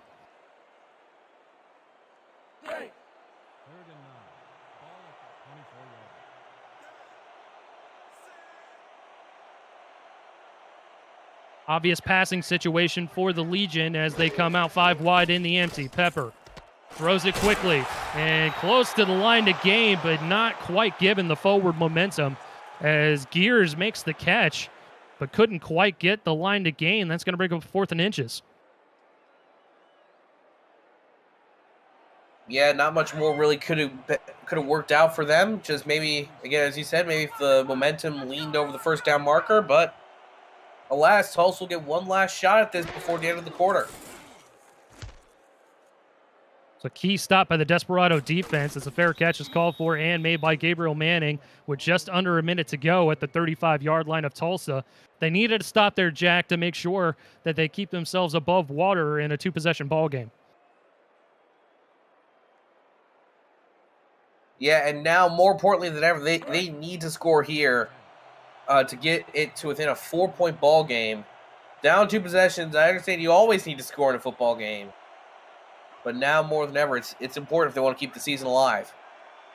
Even a field goal would be great. It would make it an 8-point advantage for the Legion. Touchdown and a 2-point conversion will tie the football game up as Copeland Jr. makes another catch, and he gets 7 coming off of the line of scrimmage there to set up a 2nd and short. Yeah, Copeland keeping it to the outside, gets a nice gain of 7 as the clock continues to melt away for the Desperados. Offset I for 2nd and 3. Handoff goes to Brown. Brown trying to find some room, going backwards, and he's in trouble way back at the 30-yard line. They're going to mark him down at the 33, so all of that yardage goes to waste as it's now a 3rd and 12. Yeah, that was not a great run there from Douglas Brown. I understand as a running back, it's much harder to kind of like just give him a play, but even a cutback, something would have worked better. Him committing so hard to the outside run kind of did him in there. It's a 9-yard loss for Douglas Brown on the carry. Sets up 3rd and forever. Q will get the football off before the end of the quarter. Throws it, and it's picked off. That's going the other way, courtesy of Dean Maddox, trying to find some room, shuffle stepping, and gets close to the 40-yard line. Mark him down at the 41 as time expires here in the 3rd. And that play has happened several times from both teams today, and for the first time, we see it go punished by Dean Maddox. Just a step ahead, a step in front, and a foot too tall, and taking it the other way. So Vancouver will get the football on the other side of the break. Get your 4s up, get your 86s up wherever you are. The Legion are going to try and move forward to the semifinals with an 11-point advantage. This is the Simulation Football League playoffs presented by APM Music, live on Next Level Sports.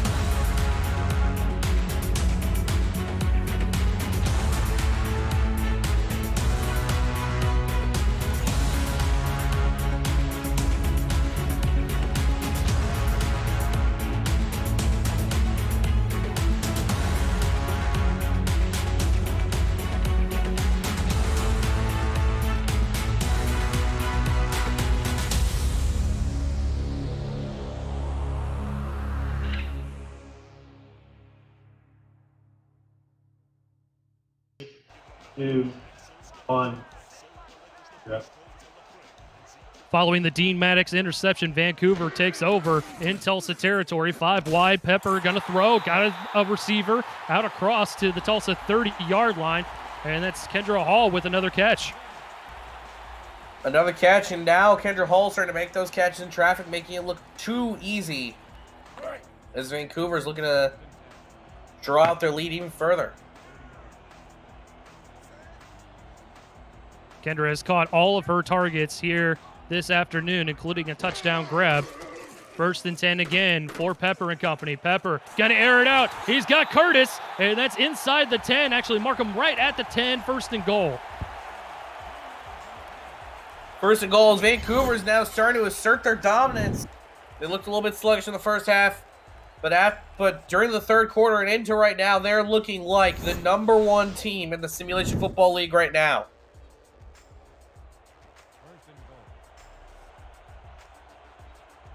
Tulsa has been reeling as Vancouver goes 2 plays for 30-plus yards. Can they hit pay dirt on play number 3? Pepper into the end zone. No, it's going to be a pick. Tulsa's going back the other way, close to the 10-yard line, and that was just the momentum swing they needed, as that was an interception by King Rashid, who has been an interception machine in his rookie season. And that was the turnover that Tulsa desperately needed. They could not afford to go down 3 scores.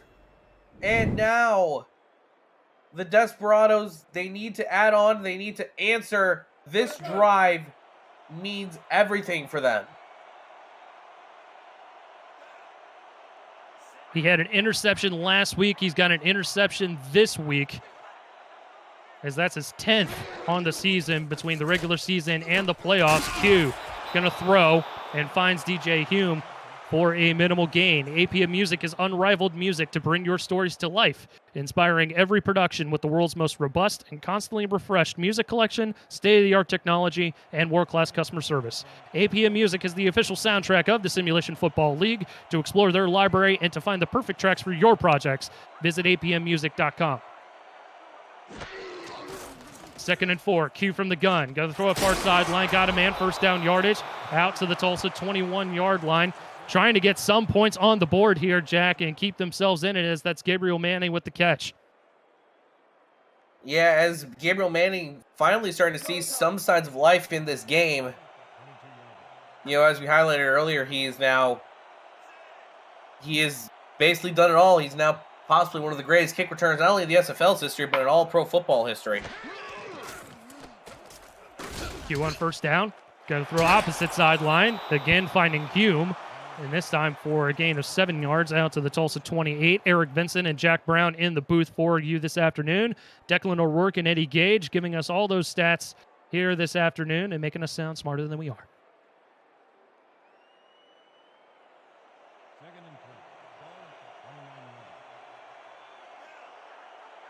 High formation for the Desperados. Q changing things up at the line.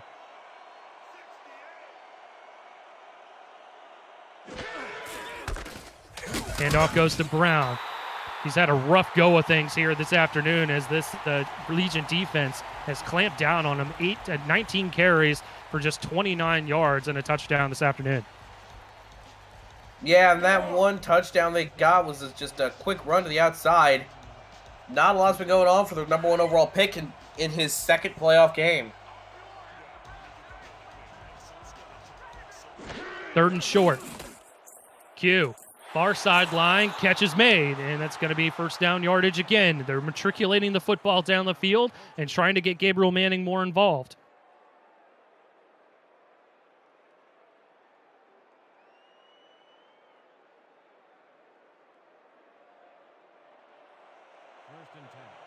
Just talked about those numbers there for Douglas Brown. Offset I formation, might be a run here to Brown. Instead, Q will throw. Going to sling it out to the fullback, McMichaels, who goes absolutely nowhere. And good tackle made by Drew Hamilton coming up from the safety spot. Brings up 2nd and long.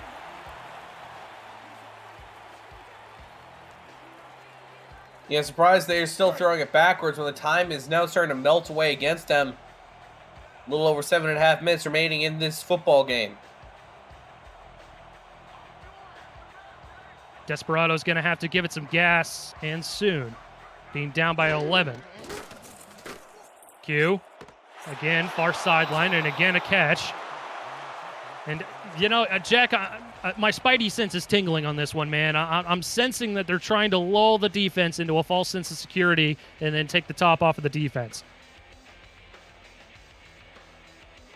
Possibly. We'll have to see if your spidey senses are working, or if we need to take you to the doctor, and if that spider bite just led to a standard infection.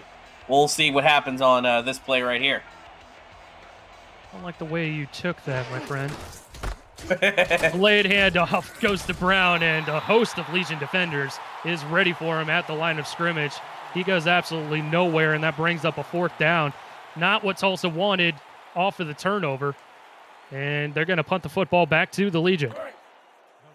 Yeah, not the best way to end off a drive that had really high promise and really high potential. If anything, it just wasted time that Tulsa desperately needs to have on the clock for a potential comeback. It's going to be a tough one now as we hit the 6.5-minute mark. Curtis with the return, going to make it out to about the 30-yard line.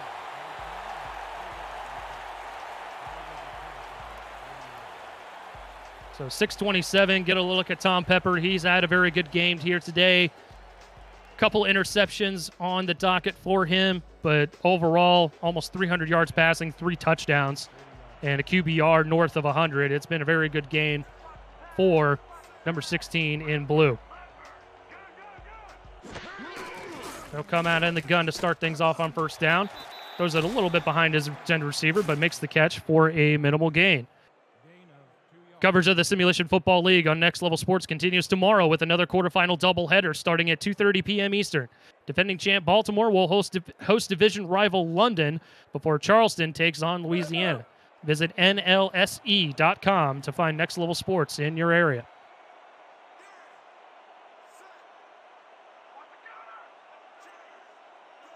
Second and long, offset eye. Pepper trying to change things up.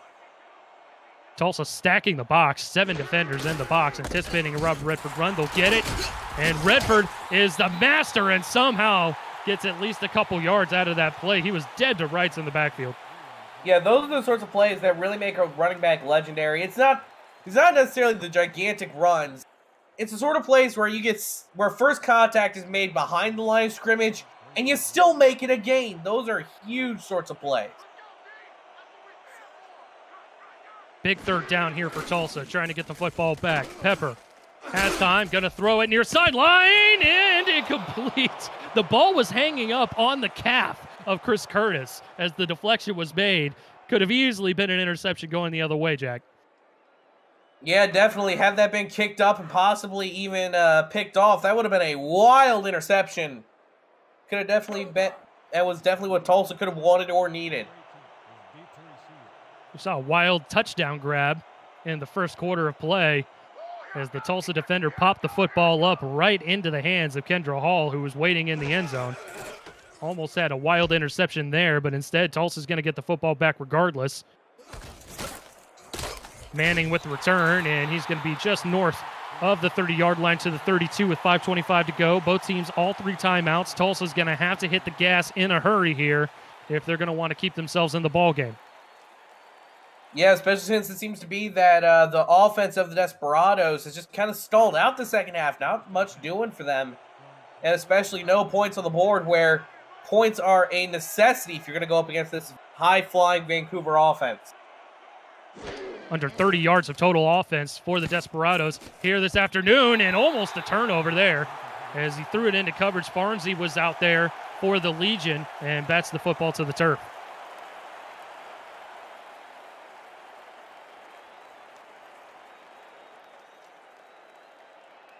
Benefit for Tulsa is that freezes the clock at 5:21 and sets up second down.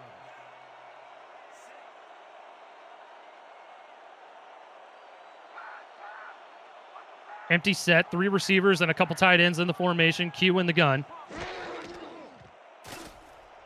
Q with time. He's going to air it out, and it's picked off going the other way.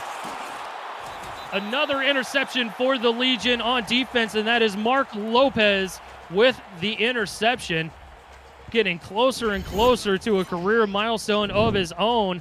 He just needs one more to become the 14th player in SFL history with 50 career picks.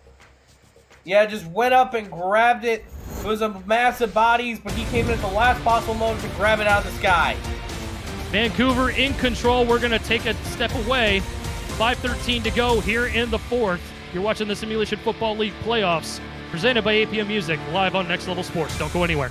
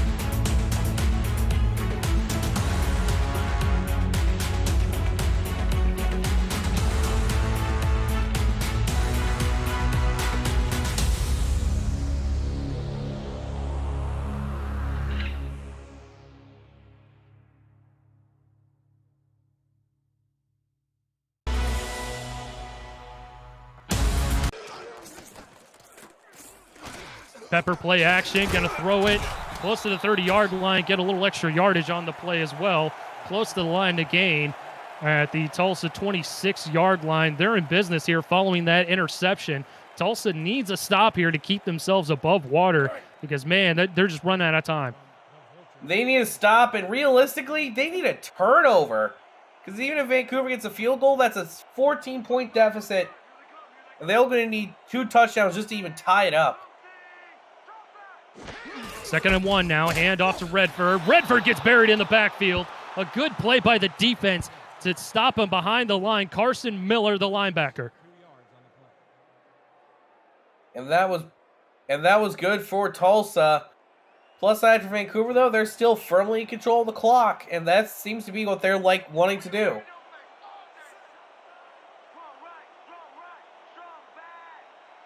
Third and short. Pepper keeping an eye on the play clock. Hand off to Stern. Stern is going to get close, but not to the line to gain. As again, Tulsa is able to make a stop on defense. That one courtesy of Philadelphia Collins, the other linebacker on the outside, and that forces a 4th down. But again, you touched on it, Jack. Even with a field goal here, it's going to be a 2-touchdown ball game just to get it even again. Yeah, and as we've seen so far from the Tulsa offense, they've not been able to do anything. So it's an uphill battle for the Desperados. It's not impossible, but it's an uphill battle. Not a gimme field goal either. 42 yards for chance to win. Low snap 2, and it's almost blocked. Gets it away, and it is through from 42 yards. Man, what could have been if Tulsa was able to block that field goal? Block it, pick it up, run it back. What it could have been. Unfortunately for them, that's not what happened. What happened is 3 points for Vancouver, and now they're down by 14 in what has been a very tumultuous second half for the Tulsa offense. Yeah, Vancouver has had complete control in this second half of play. Time of possession numbers, you wouldn't really know it, but as far as the yardage and everything goes, the points on the board, Vancouver's had firm control as Manning gets another return, and he'll make it out to the 24-yard line. So 2-touchdown game, 3:17 to go, all 3 timeouts. What's the game plan here, Jack? Well, you would think the game plan would be to throw the ball as deep as possible.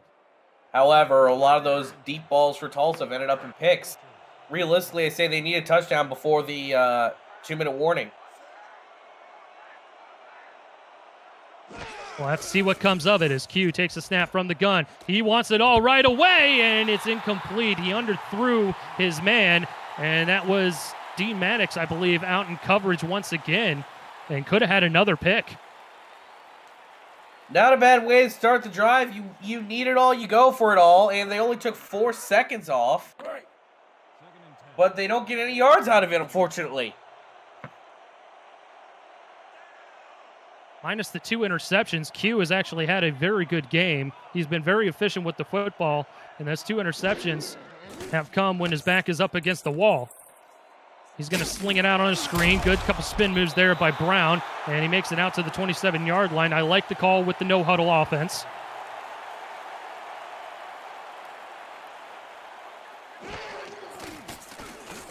Q going to throw near sideline. Good snag there by the receiver and gets ushered out of bounds at the 34-yard line for a fresh set of downs.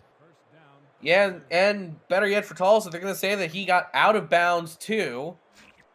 So the clock stops, and Vancouver's whipping out the challenge flag. The home team are challenging. Yeah, I'd have to imagine they're challenging whether he got out of bounds, I'd imagine. Or possibly if he caught the football. Either way, he definitely caught the football. I'm not sure what they would be challenging on that. It seemed pretty obvious to me. Spot it looks to be. Could be. And even then, it looks like he got the first. After review, the call on the field was overturned. The home team. Oh, wow. So they're going to overturn the call. Vancouver not going to be charged the timeout. We'll have to see where they spot the football. They're going to make it a 4th and inches. Wow. That's a terrible call. What the? That's an awful call. Well, you can't blame Tulsa then for staying out of the football field. Seems like they thought they got a first. 2:53 to go, 4th and inches. Q in trouble. Hit as he's thrown and it falls incomplete. What a turn of events for the Vancouver Legion as a spot-on challenge is made. I don't necessarily agree with the call, but man, a good call to throw that red challenge flag by Andy Hamilton and his staff. And they're going to get the football on a turnover on downs. Andy Hamilton playing ninth dimensional chess with that red flag being thrown from his pocket. And it's going to set up 1st and 10, and Vancouver has the ability to possibly end the football game. That was a throw. That was a throw. I mean, that's certainly one way to describe it there. As Pepper, I think, just got a little bit too happy with the trigger finger and throws an incomplete pass. I mean, hey, isn't that what Pepper's known for, being a little bit happy on the trigger finger? As well, that is 100% true. As obviously he's approaching the 300-yard mark. Maybe he's trying to get to that 300-yard mark here before the night is done. From the gun, play action. Pepper's in trouble, and he's going to be hit as he's thrown incomplete. Was lucky to get the football away as Chris Andrews was bearing down on him, and that stops the clock at 2:44. You know, the one plus side, if you're Tulsa right now, is the fact that all this, passing and, throwing the ball around that Vancouver's been doing, it has been taking a whole lot of time off. We're only at 2:44 left. Tulsa can very realistically get the ball back and score before the 2-minute warning. Pivotal 3rd down. Pepper in trouble, and he's going to get wrapped up and go down. Tulsa's defense has been masterful here today as Andrews and Swift combine for the sack. That was also really good for them, too, as that pushes Vancouver out of field goal range, pushes them out of the ability to make this a 3-score football game. And Tulsa, by the thinnest of threads, is still in this game. It is still theirs for the taking. At least there to get back in the football game. And we've seen crazier stuff happen here in this league. Total yardage firmly in Vancouver's favor here in the second half of play. They're going to get the football off. The punt barely gets away. And a diving attempt made at the football, but it's going to bounce into the end zone for a touchback. 2 minutes to go here in the final quarter of play. Vancouver with a 2-touchdown lead. You're watching the Simulation Football League playoffs presented by APM Music, live on Next Level Sports. Don't go anywhere.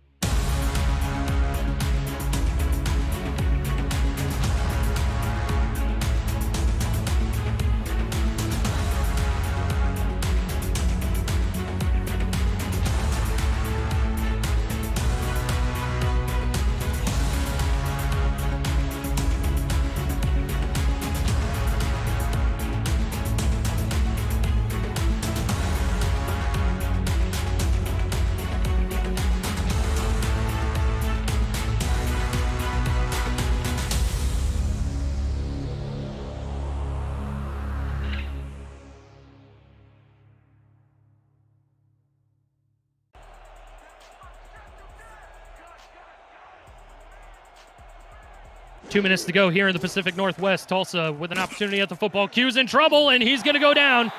That is not what you wanted from the Desperados on offense there, as Achilles Papatanis was able to get the sack and knock him all the way back to the 12, clock running. Yeah, that was a disastrous play. One of the worst that could have happened for Tulsa. Q able to get a completion back out to the 22-yard line, so get the yardage back, but waste the timeout with a 3rd and 8 coming up.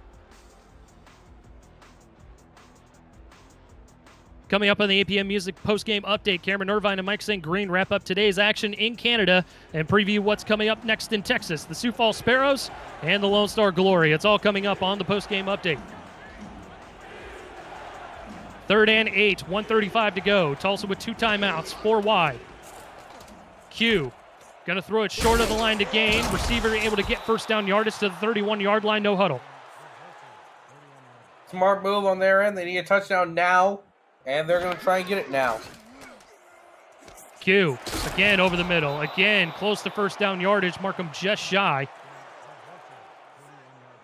Robinson with the catch. Q in the gun once again. Quickly snaps the ball. Going to go deep this time and throws a pick. That's not what you wanted if you're Tulsa, and that might just about do it, as this time it was Ashley Rose Finch with the interception. Yeah, now Tulsa only has 2 timeouts left in their pocket. 1 first down. Maybe you just throw in a play to waste a little bit of time, and this should be over.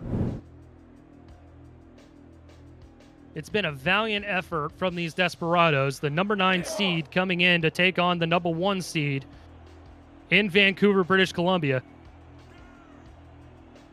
But the Legion are coming out in victory formation, knowing that they've got this one in the bag and they will move on to the semifinals. Tulsa burning their 2nd timeout, 1 remaining.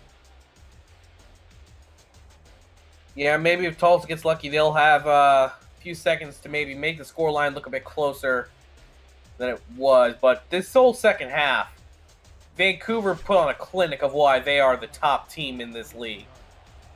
They came out guns blazing, put up points in a hurry, and capitalized off of the turnovers that they were given from JQ and company. As Tulsa burns their final timeout with 1:03 to go. Eric Vincent alongside Jack Brown in the booth. Declan O'Rourke and Eddie Gage were in the Stat Struck Force this afternoon. And it's been our privilege to bring you this football game. It's been a great quarterfinal matchup. But unfortunately for Tulsa at the end, Vancouver, like you said, Jack, just shows why they're the number 1 seed.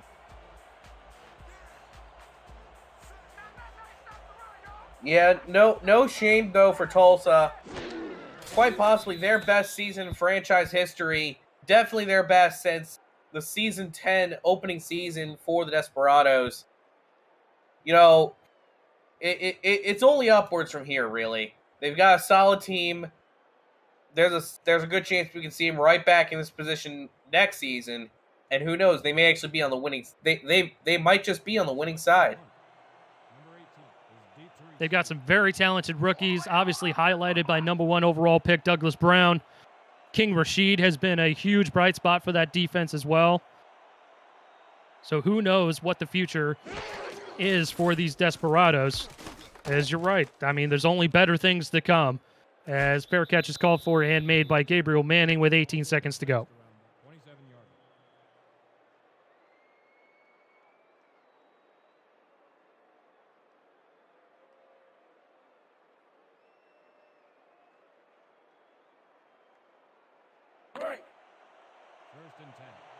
Tulsa going to try and put some points on the board here in a hurry to make this look a little bit more respectable on the scoreboard. But either way, it's been a great game for the Desperados here today. Just wasn't their day, as Vancouver got a couple calls that went their way, made some plays where they needed to, as Manny makes the catch there, only burns a few seconds off the clock, and that's going to move the sticks.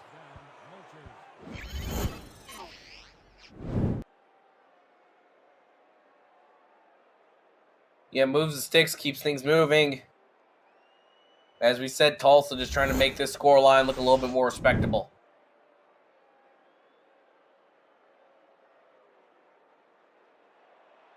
First and 10. Ball at the 40-yard. 14 seconds frozen on the clock. Tulsa with no way to stop the clock. They're going to come out in the empty 4 wide. Q changing things up.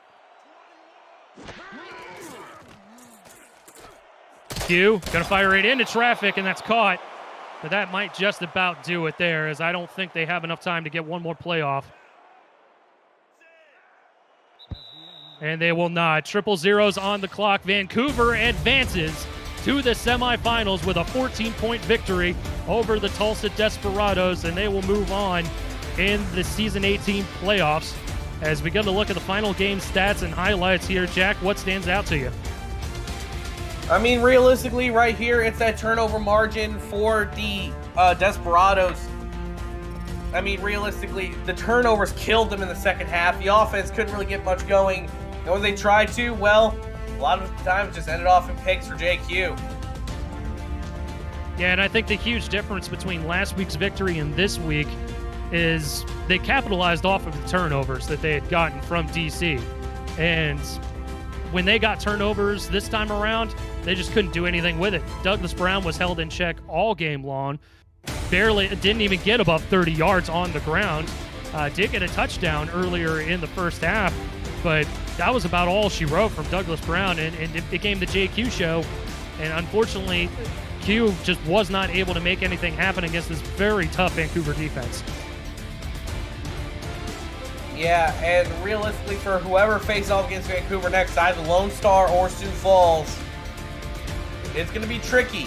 And I'm sure both the teams we're scouting are looking over this game, and they're going to be scouting it all week. Try and find the holes in this Vancouver defense. And hats off to the Vancouver defensive line for holding Douglas Brown in check. Ashley Rose Finch had a very good game. So did Dean Maddox. Honestly, the whole secondary, the whole defense played extremely well against Tulsa and played their game. And that was exactly what you wanted to see from the number 1 seed in the playoffs. Any thoughts on who's going to get the player of the game?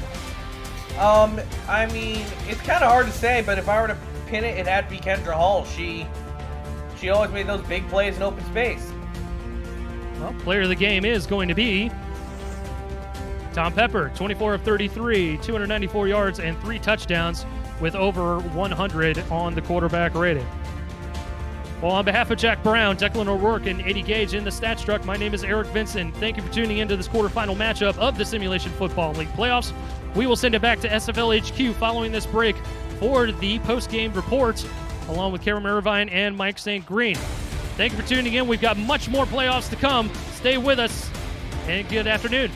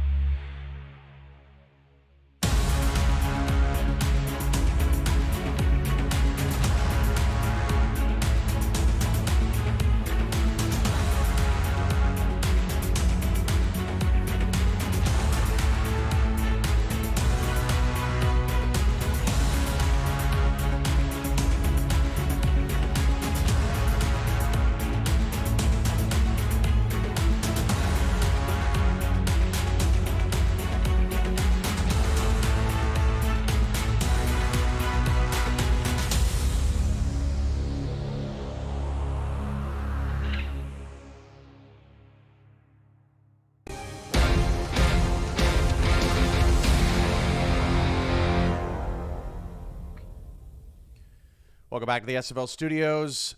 Post-game update. Mike St. Green, Cameron Irvine. Vancouver moves on 24-10. And, Mike, my initial thoughts is this is the Tulsa offense that sometimes can fall into quicksand.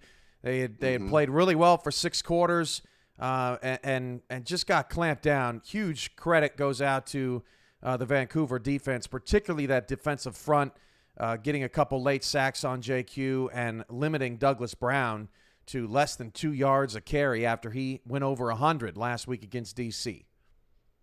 Yeah, that Vancouver defense really stepped up in the second half. Achilles Papatonis had a sack. I think Judah Jesse had he got in on part of that sack. He had a sack and a half in this game. And the secondary played well. You know, we saw Greg Maddox Dean Maddox with an interception. Ashley Rose Finch with an interception late to pretty much close the game out. And a 10-0 shutout in the second half. So that spoke volumes to how this game went. Tulsa, they never could get anything going, never could establish anything offensively, and as you mentioned, a couple of turnovers. But what I saw a little bit also in that game was JQ. It seemed to hold the ball a little bit too long on a couple of plays. They had a 4th down play there where it looked like he could have found. I think McMichael's out of the backfield, held the ball a little bit too long, took a sack. You know, they caught a bad break on a 3rd down play there, but you know, it was brilliant of Andy Hamilton to call for a challenge on that play, because basically Vancouver had nothing to lose but to risk you know, losing the game and giving Tulsa some momentum if they would have allowed that 1st down to stand. But brilliant call. You know, we felt like it was a correct call here for us from the officials for it being a little short. So things just fell that, you know, Vancouver's way in the second half. And the thing is about things falling your way, if you're not a really good team, a solid team, things typically go the other way. So the better teams typically catch the breaks. When he extended the ball there, Hume on the sideline, once the ball was extended and got to that 1st down marker, it looked like the ball was out of bounds at the time. When the ball was in the field of play, it looked like he was a little short. We both thought it was a good call at the time, but even better challenge by Coach Andy Hamilton to make that happen. And force the 4th down that they ultimately didn't convert. And it goes back to what we saw a lot of in the second half, Mike, is Stephen McMichaels was wide open. Tulsa did have some players open down the stretch, but some poor reads by Q as he continues to mature, just drafted a couple seasons ago. But Tulsa's going places, their best season in franchise history, and that whole staff staying together, building a great culture in Tulsa. They were a top 5 locker room this season in terms of activity. I was scanning through through our server last night. So, I mean, this team has a lot of positive energy moving forward. But Vancouver now will move forward to take on the winner of Sioux Falls and Lone Star, which comes your way next. We know that Sioux Falls and Lone Star, one of them is going to Vancouver next Saturday. What do you think about this Sparrows Glory matchup?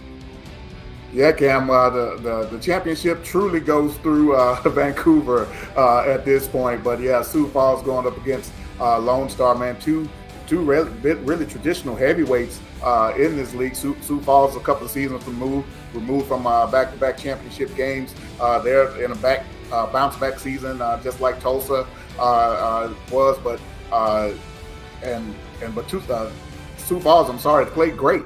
GP Wells, a Rookie of the Year candidate. Kay Marion has been a deep ball threat offensively. And then you look at that secondary, I think they are tops in the league in turnovers, and they're led by A.J. Levy. And in my personal book, he should be an MVP candidate. I mean, he's had a great season back there, leading the team, tops in tackles, interceptions, and then we add in the special teams that he provides. I mean, he's all over the field at all times. So he's gonna be a threat to that wide receiver core of Lone Star that has Greg Soto, Dave Axis, and a couple of those guys. But don't overlook that great secondary in Lone Star. They play great as well. Gunny McGuire, he's come on strong as of late. And Bo Martin Jr., he's always seemed to be ball hawking around that ball out there in the flats and in the secondary. So going to be a great matchup. Can they meaning Lone Star, can they slow down GP Wells? He's been great and versatile this season. And can Sioux Falls, what can they do to keep Lone Star off the field and control the clock, and maybe they can pull out a tight one here over in Denton, Texas. Tomorrow we find out what's going on at the bottom of the bracket, and we've had 5 playoff games so far, Mike, this postseason, and we haven't had a single one end in a single possession game. That's pretty unusual in the SFL, as our average margin of victory this season was just a shade over 10. But I'm waiting for that big playoff moment. Could we see it in this Lone Star Sioux Falls game? I think the potential is definitely there. Both of these teams can move the ball. Both of these teams play defense, fairly well. So the potential is there to see a one-score game, because this game could go either way, Cam. It could be a tough, tight defensive game, or we could see 30, 40 points put up on the board by either team. I can definitely see that, and I think the potential is definitely there to see a one-score game here in Texas. Laser trading cards will be available on our SFL Twitch channel. All you have to do is, for this Sioux Falls Lone Star game, all you have to do is register your Twitch account with on Laser's site, laser.gg. More information about that on our website at simulationfl.net. We usually do game balls at the end of the week, Mike, but you got a game ball for Vancouver. It was a tough one today to really kind of pick exactly who you would give it to.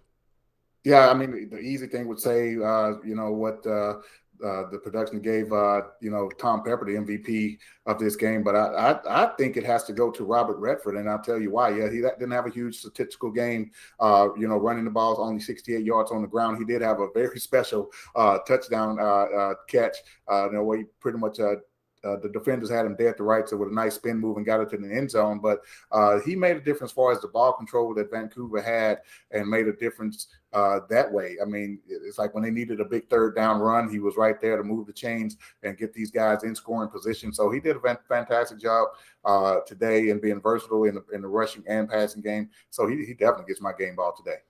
I liked what Ashley Rose Finch did with the with her job on Gabriel Manning. I thought she did a really nice job, I think that secondary was really impressive. They flew all over the field and they made JQ uncomfortable. All right, when we come back, it's time for the second game of our SFL doubleheader here in the quarterfinals. Sioux Falls Sparrows and Lone Star Glory. We find out who moves on next. We'll see you after the break. Ramos Lynn and Mark Lopez have that call from Denton, Texas. We will be right back.